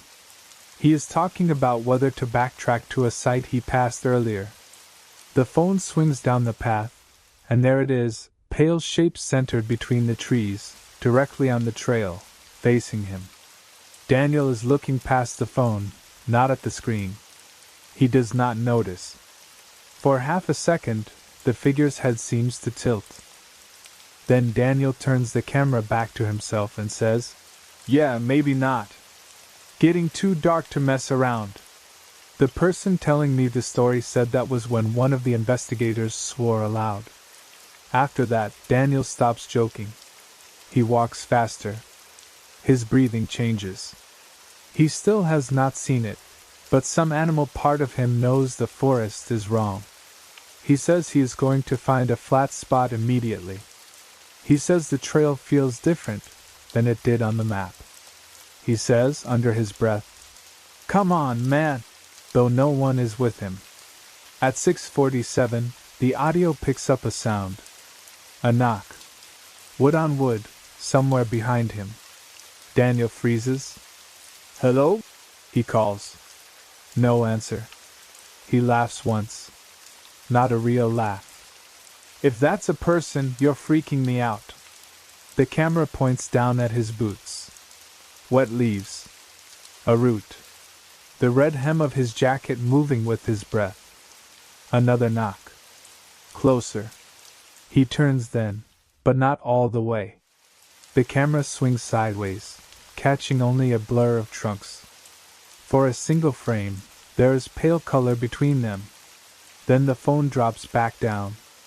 "Okay," Daniel says. "Okay." Now he is scared. The next minutes are mostly movement. The camera shakes as he walks quickly, then jogs. Branches snap underfoot. His breathing becomes loud. He is no longer narrating for a future audience. He is speaking to himself in fragments. Trails here, just keep going, probably someone messing around, almost there. The figure appears 3 more times. Once at the far right edge as he runs, keeping pace between trees. Once reflected in the black surface of a puddle he steps over. Once ahead of him, far down the trail, standing where no one had been a moment before. That last appearance changes everything. Until then, the figure has been behind or beside him. Pursuit has a logic. Something follows, you move away. But when it appears ahead, Daniel stops so abruptly the camera smacks against his chest. He whispers, "No." The phone tilts up. The trail ahead is empty. But Daniel does not move. He stands there breathing hard, and for a while the video shows only the empty path, dim and grainy, vanishing between trees. Then, very faintly, from behind him, comes a voice. It says his name. Not loudly. Not like a shout. Like someone trying not to wake a sleeping house. Daniel turns halfway. The camera does not follow fully. We see part of his shoulder, part of the trail, darkness between trunks. The voice says his name again. This time it sounds like his sister. That detail made the person telling me stop and rub their face. They had heard the call on the video. They had also heard the sister speak later, during interviews. The resemblance was exact enough to hurt. Daniel says, "That's not funny." The forest says nothing. He begins walking again, slower now, as if speed has become useless. He keeps the camera facing forward. Maybe he has forgotten he is recording. Maybe holding the phone gives his hands something to do. Maybe some part of him has understood that the camera can see more than he can and does not want to point it behind him. The final minute is quiet. No figure. No knocking. Just Daniel moving through the darkening trees, breathing, the phone's image grainy and unstable. He comes to a small clearing. Not a campsite, just a break in the trees where the ground dips and rocks jut through moss. He stops. "Okay," he whispers. "I'm going to call someone." He taps the screen. The video keeps recording. No service. He tries again. No service. Then he lifts his head. The audio catches something almost too soft to hear. A rustle? A footstep? Breath? Daniel says, puzzled and small. "Huh. Did you hear that?" It is such an ordinary sentence. That is why it is awful. Not a scream. Not a final plea. Just a human being turning toward a sound. He turns. The camera turns with him. The image blurs into dark trunks, a strip of fading sky, his own red sleeve, then a pale vertical shape filling the left side of the frame. The video ends. Not with impact. Not with static. Not with a dropped phone landing in leaves. It simply stops mid-turn, before the camera can settle, before the viewer can know what Daniel saw when his own eyes finally reached what the lens had been catching for 40 minutes. They never found him. The official explanation remained open. Exposure, fall, disorientation, animal activity, human involvement unknown. The video did not solve the disappearance. In some ways it made it harder to discuss, because anything you say about it sounds either insane or insufficient. The phone was found months later, miles from the last known route, wedged in rocks below a trail Daniel had not planned to take. There were no fingerprints useful after weather exposure. No blood on the case. No damage beyond what could come from being dropped or carried.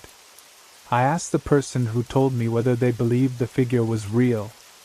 They said belief was the wrong word. "It was on the video," they said. "That's all I know." I think about Daniel whenever I see people filming hikes, smiling into phones, narrating beautiful places, turning their backs to the forest so the camera can see behind them.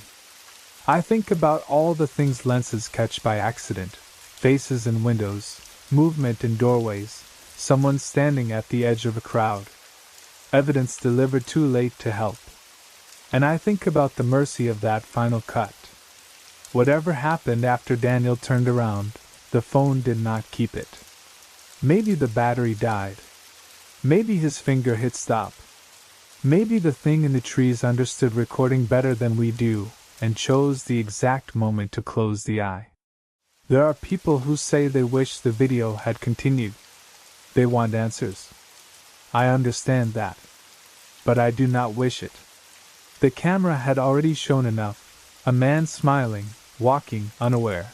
A figure using every frame to draw closer. A voice wearing someone he loved. And the last small human question before knowing becomes impossible. Did you hear that?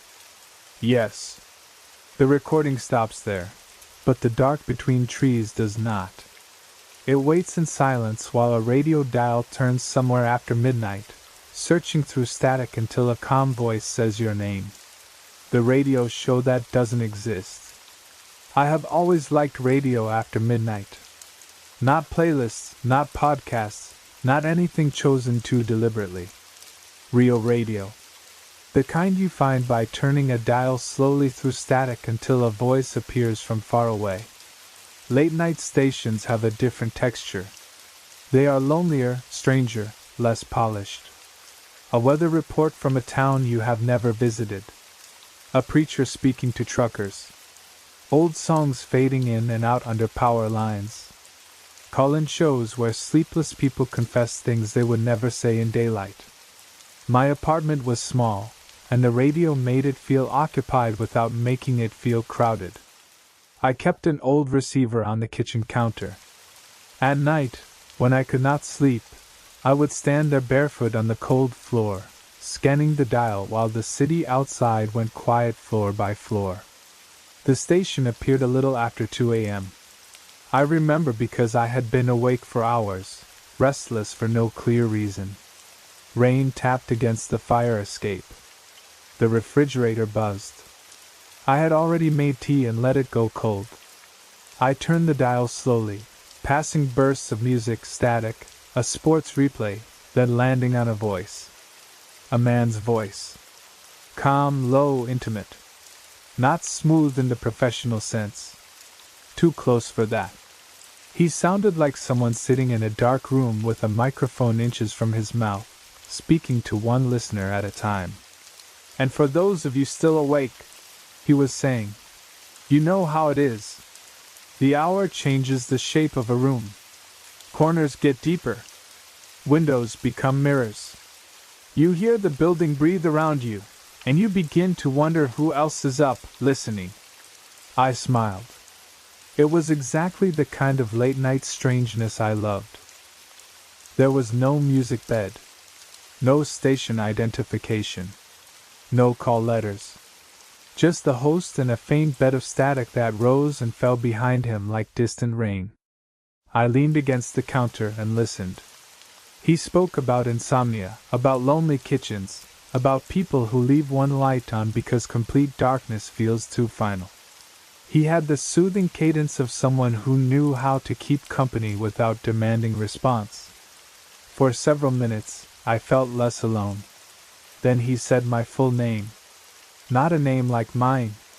Not a common first name that could belong to anyone. My full name, first and last, pronounced correctly, warmly, as though greeting a regular caller. And this next part, he said, is for our friend Daniel Mercer, who is listening right now, alone in the kitchen, the way he always is at this hour.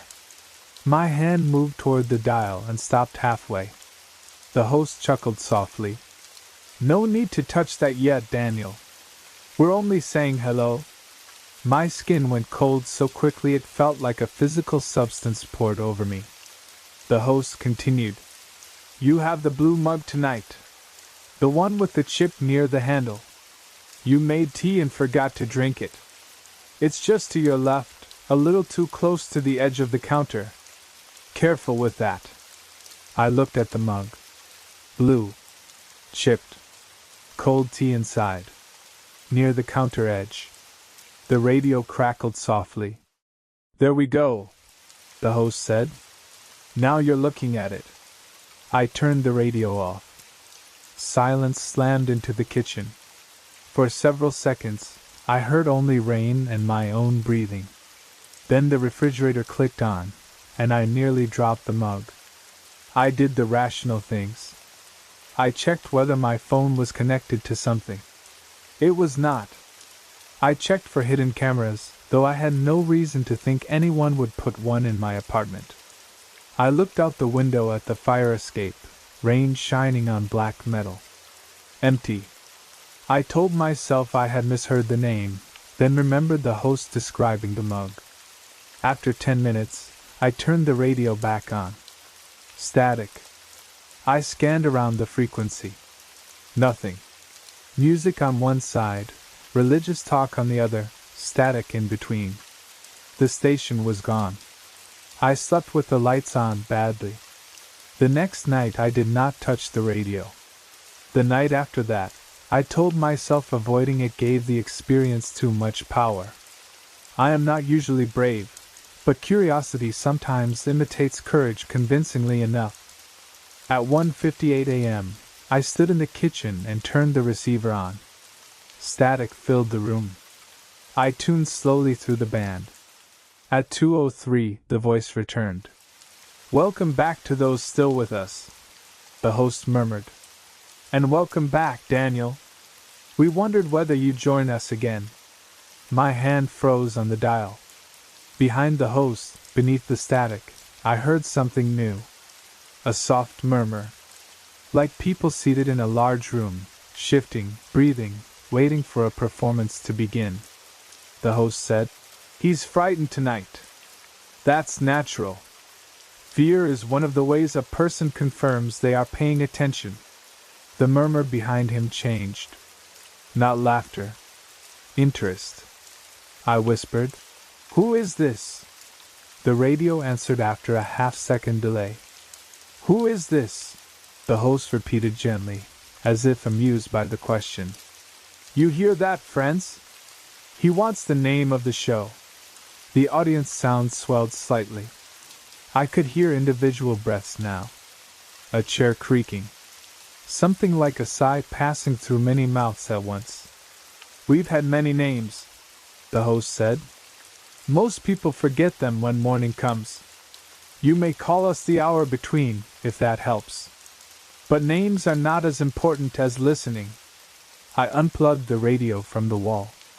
The voice continued for 2 more seconds before fading. "And he thinks that will do it." I left the apartment before dawn and bought a new radio from a thrift store across town. A small battery-powered one. I told myself the old receiver had been modified somehow, that some prank or signal bleed had found its way through a faulty circuit. The new radio would prove it. At 2:03 the next morning, the host found me on the new radio too. This time I was in the bathroom, sitting on the edge of the tub with the shower curtain open because I did not want anything behind it. "Different room tonight," the host said approvingly. "That's good. The bathroom makes him feel safer because there is only one door and no window large enough for a person. He has placed a towel under the gap at the bottom of the door. He thinks that matters. It does, but not in the way he hopes." The audience breathed. I turned the volume down. The host's voice lowered with it, remaining clear. He narrated me for nearly 15 minutes. Not continuously. Not like a sports announcer. More like someone telling a story in which I was the main character and the listeners already knew the ending. He described my posture, my clothes, the way my right foot tapped when I tried to sit still. He mentioned the scar on my thumb from a childhood accident. He described my apartment with the affectionate detail of someone who had spent a long time studying it. Then he said, "The window is still cracked in the bedroom. It was not. I had closed it earlier. I knew I had. The host said, "He's going to check." I did not want to. The last thing I wanted was to obey a voice on a station that did not exist. But once the possibility entered me, it became unbearable. I imagined rain blowing in. I imagined someone's fingers on the sill. I imagined the host smiling in the dark because he knew exactly which fear would make me move.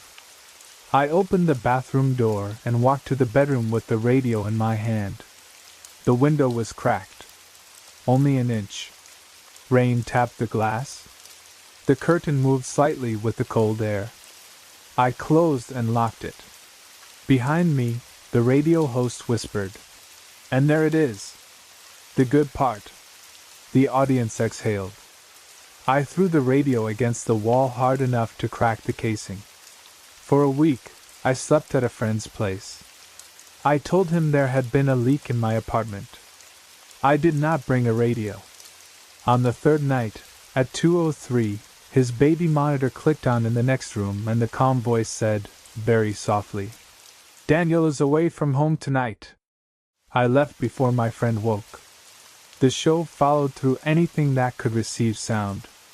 Radios, televisions, cheap speakers, a neighbor's alarm clock through the wall. Once, in a convenience store at 2:03 a.m., the cashier's little counter radio dissolved into static, and the host said, "He is pretending to chew gum so he does not have to go home." The cashier did not react. That was when I realized the broadcast was not for everyone. Or perhaps everyone had their own version and could not hear mine. The audience heard. I heard. The host heard. The rest of the world remained mercifully excluded. I searched online during the day. The frequency produced nothing. No station license. No forum posts. No creepy local legend that matched. I recorded the broadcast once on my phone, but in the morning the file contained only static and my own breathing. I contacted the FCC through a website form and wrote a version that sounded technical rather than insane. Interference, unauthorized transmission, late-night broadcast. I received an automated reply and nothing else. The host began to comment on my research. "Daniel wants documentation," he told the audience one night. "That's understandable. Daylight people love documentation. It lets them believe fear is less real until filed properly." The audience made a soft, appreciative sound. Then the host said, "He has not yet asked why we chose him." I had, of course. Constantly. But never aloud. The host answered anyway. "Because he listens," he said. "Most people hear something strange and bury it under noise. Daniel turns the dial slowly. Daniel waits through static. Daniel wants a voice in the dark badly enough to accept the wrong one." I hated him for being right. The broadcast developed a structure. At first, the host greeted me and described where I was.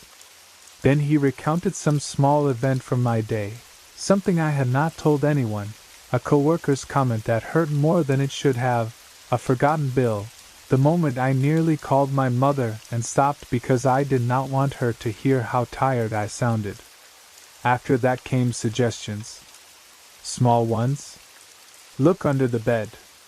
Open the hall closet. Stand in front of the mirror and say hello. I resisted most of them. Not all.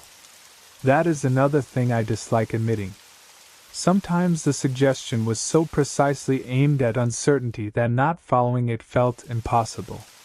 If he said, "The drawer is open," I had to check. If he said, "There is a sound in the living room," I had to listen.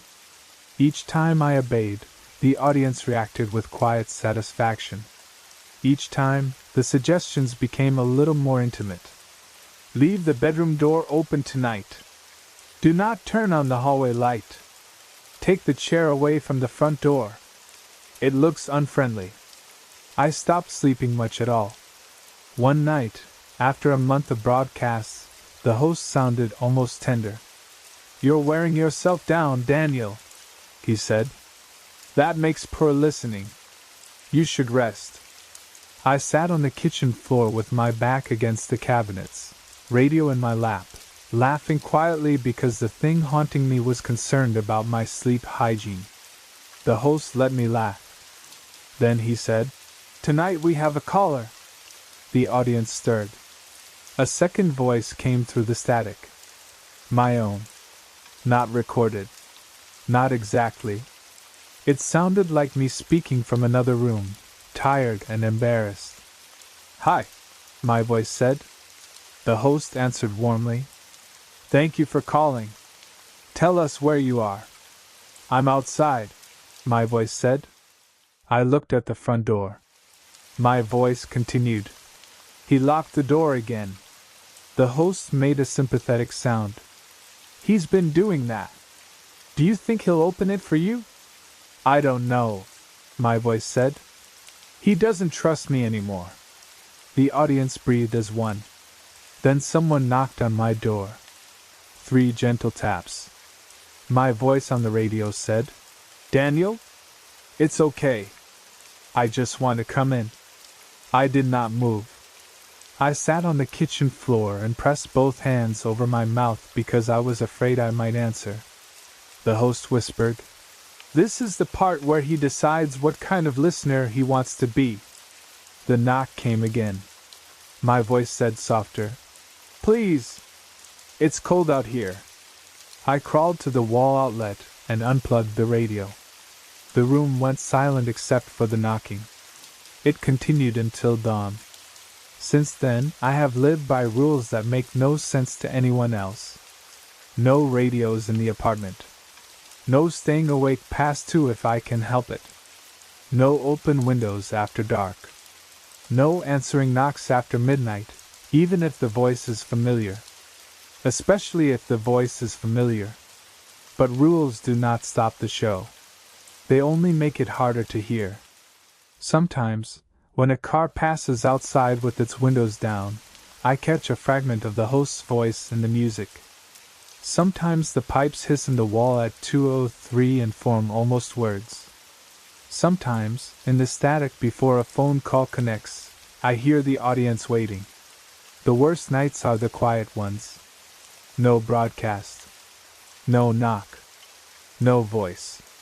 Just the apartment settling around me while I wonder whether silence means the show has moved on or whether they have simply lowered the volume and are still discussing me somewhere I cannot tune.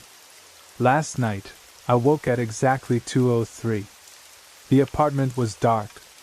I had gone to bed early. No radio. No phone in the room.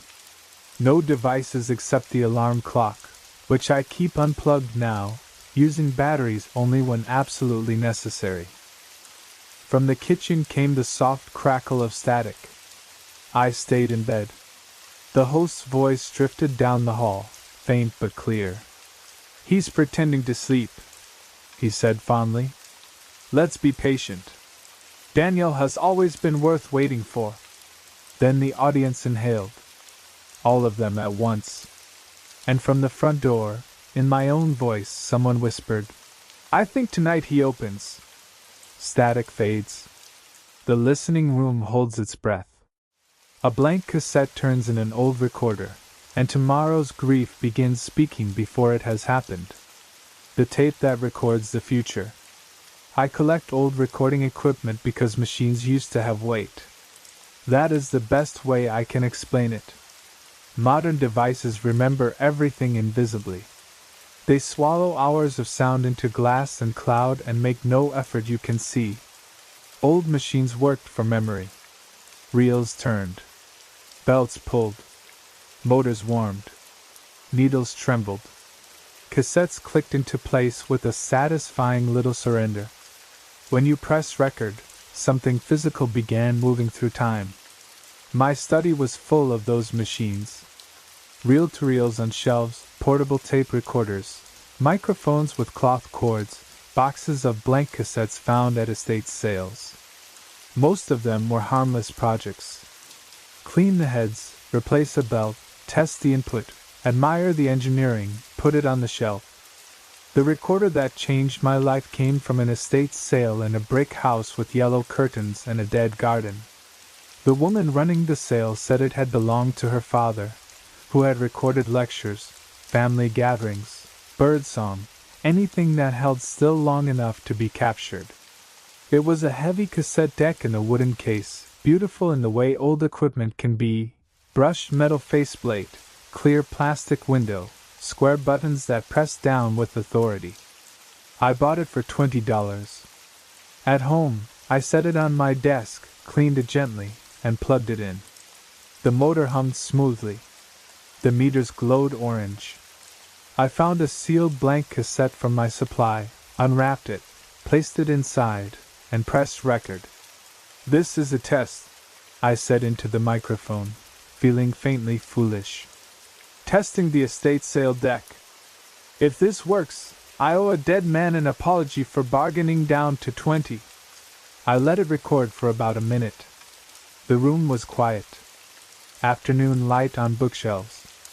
My phone face down on the desk. A mug of coffee cooling beside a stack of tapes.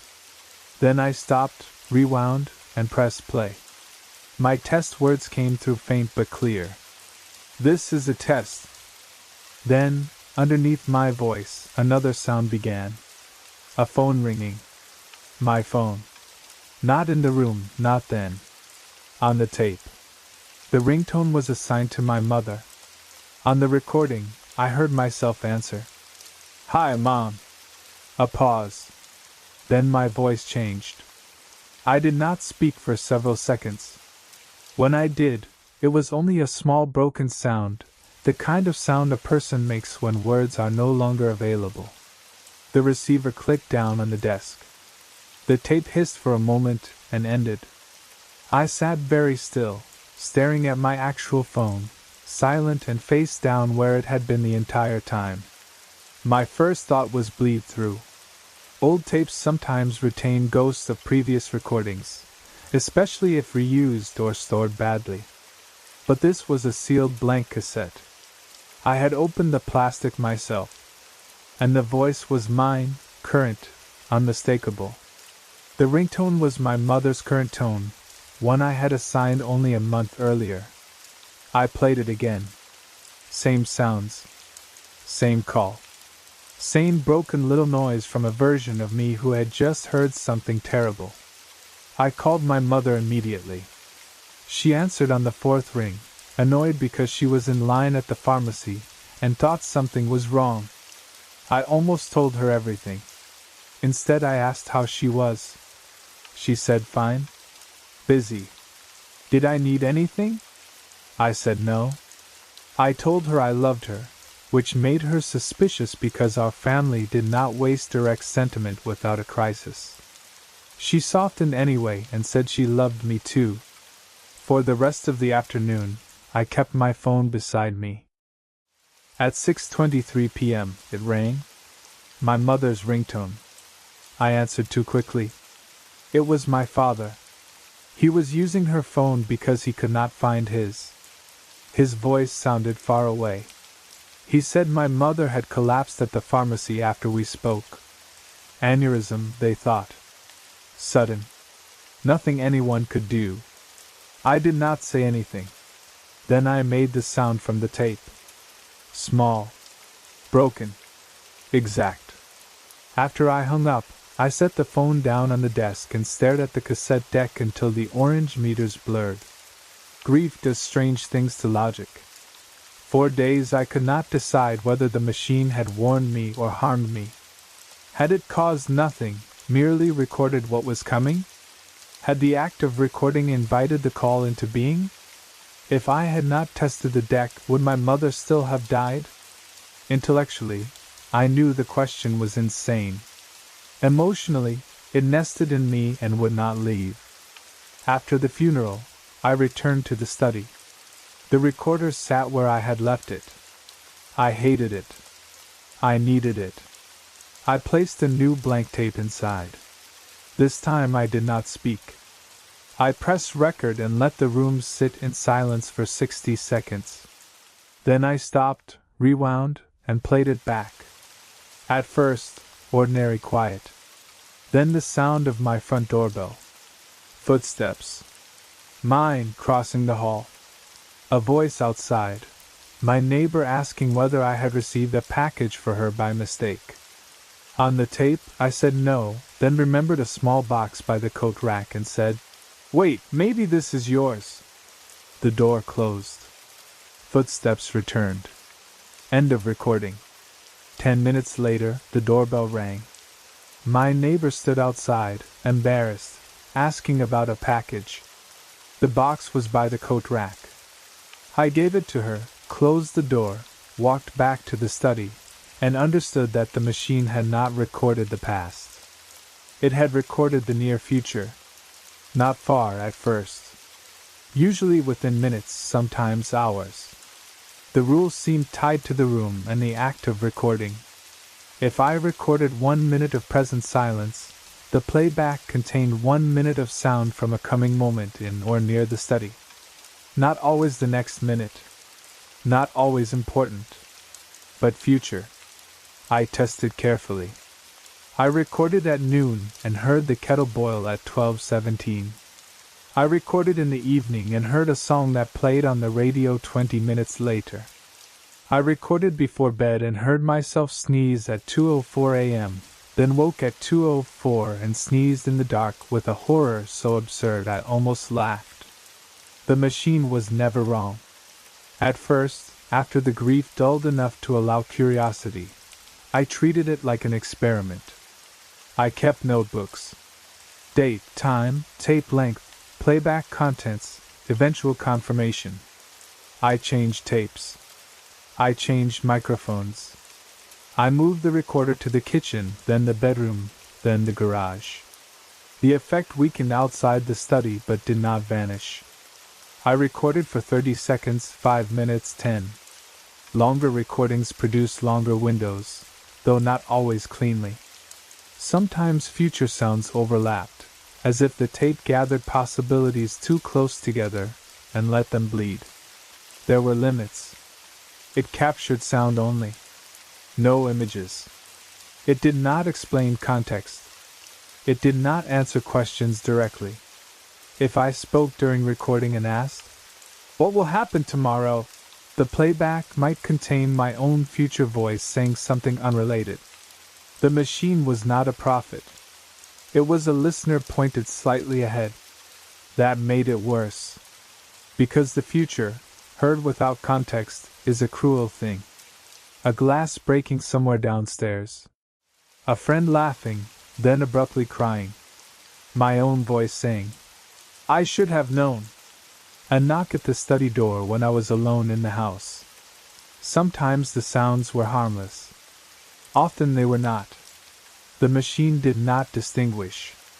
It gave me the texture of what was coming and left me to dread my way toward it. The first time I tried to change something was small. I recorded a minute in the afternoon. On playback, I heard myself drop a mug and swear as it shattered. The mug was one my mother had given me, blue with a chipped rim. I stood up immediately, found the mug on the shelf, wrapped it in a towel, and placed it in a drawer. There, I thought. Changed. An hour later, while reaching for a book, I bumped the drawer with my hip. It slid open. The wrapped mug rolled out, hit the floor, and shattered through the towel. On the tape, my swear had sounded muffled.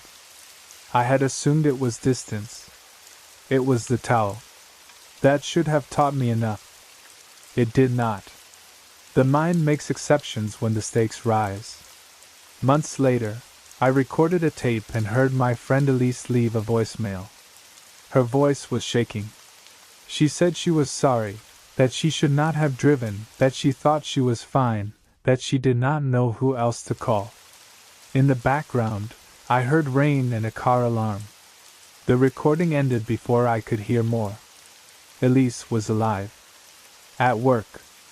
2 hours from the event, if the machine's pattern held. I called her immediately. No answer. I texted. I left messages. Finally she replied, in a meeting, "What's up?" I told her not to drive that night. I said roads were bad. I said I had a feeling. I lied with increasing desperation until she called me, irritated and worried. I made her promise to take a cab home if she drank. She laughed because she was not planning to drink. She said I sounded unwell. That evening she drove anyway. Not drunk. Not reckless. A delivery truck hydroplaned through a red light and struck her car on the driver's side.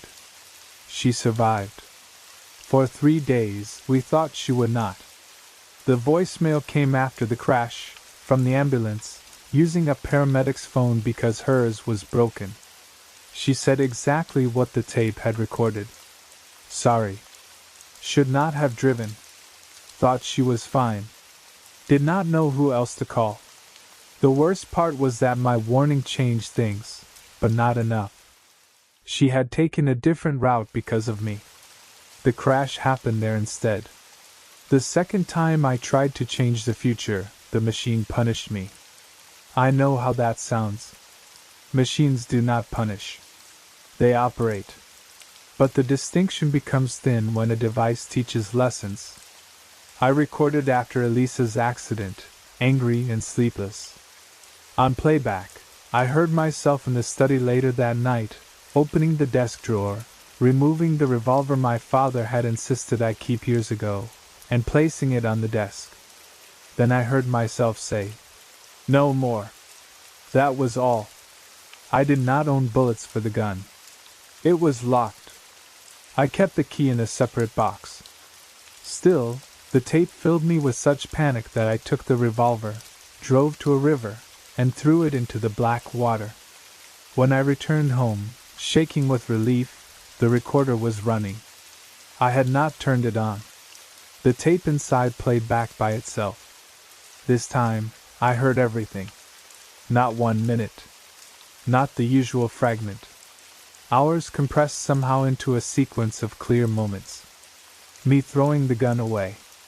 Me coming home. Me finding the recorder running. Me calling a friend. Me hearing a sound downstairs. Me taking a kitchen knife because the gun was gone. Me cutting my hand in the dark when the lights failed. Me saying, "No more," not in despair, but in rage, standing in the study with blood on the desk. Then footsteps in the hall. Then my own voice, very calm, saying to someone I could not hear, "I understand now." The tape ended. Every sound happened before dawn. Exactly. By trying to avoid the fragment, I had created the path that fulfilled it. The lesson was not subtle. The machine could show me failure in advance, then make me live through my recognition of it second by second. After that, I stopped trying to change what I heard. That is not the same as acceptance. Acceptance is peaceful. This is obedience. I still use the recorder, though less often than before. That may be the most damning thing about me. I could destroy it. I could throw it into the same river. But knowledge is addictive even when it hurts. Especially then. A minute of future sound can feel like a seatbelt in a car that is still going to crash. Useless, perhaps, but hard to remove. I have heard ordinary things: mail through the slot, rain beginning, laughter from a show I have not yet chosen to watch. I have heard terrible things: a doctor's voice, a siren, my father forgetting my name for the first time. I have heard my own future grief so often that when grief arrives, part of me recognizes it like a song learned unwillingly. Lately, the tapes have changed. The future they record is farther away now. Days, sometimes. The sounds are less anchored to the study.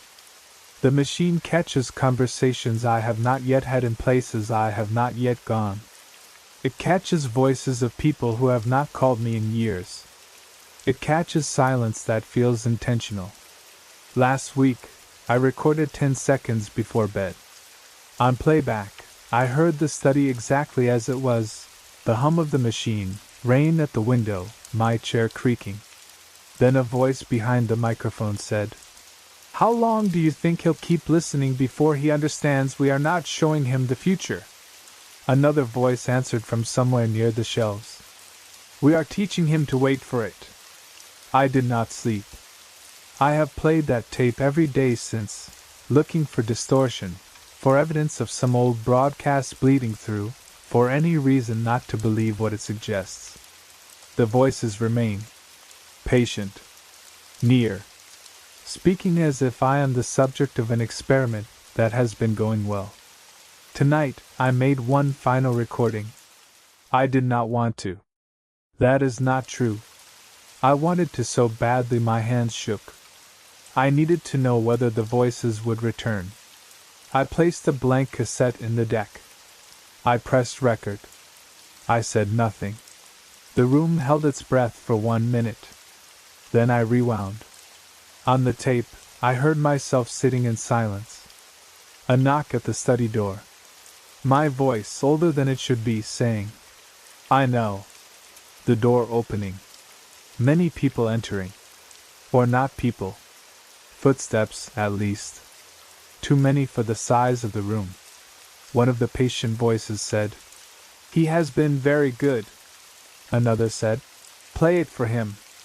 Then came a sound I recognized only after the third listen. The answering machine from my childhood. My mother's old machine.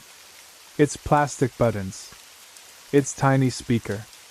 My mother's voice, impossible and clear, saying, "This is the last tape I can send. I'm sorry." I tried. After that, my own voice whispered, "Tell them I tried." The recording ended. I do not know when this future is coming. The machine did not tell me. It never tells me enough. The study door is closed now. The hallway beyond it is dark. The cassette remains in the deck, fully rewound, waiting like a held breath. I have learned the rule. You can listen, but you must not try to change what you hear. Yet I am writing this anyway, which means perhaps I have not learned at all. Perhaps this is part of the recording too. Perhaps every warning is only another rail guiding me toward the sound the tape already knows I will make. If someone finds this after tonight, do not keep the recorder. Do not test it. Do not tell yourself 1 minute cannot hurt. The future does not need much space to enter. A strip of magnetic tape is enough. A room quiet enough to listen is enough. Curiosity is enough. And if you press record and hear your own voice before you have spoken, do not play it twice. The rain continues after the final click. There is no outro, no promise of safety, only the soft storm and the dark room where every machine is finally quiet.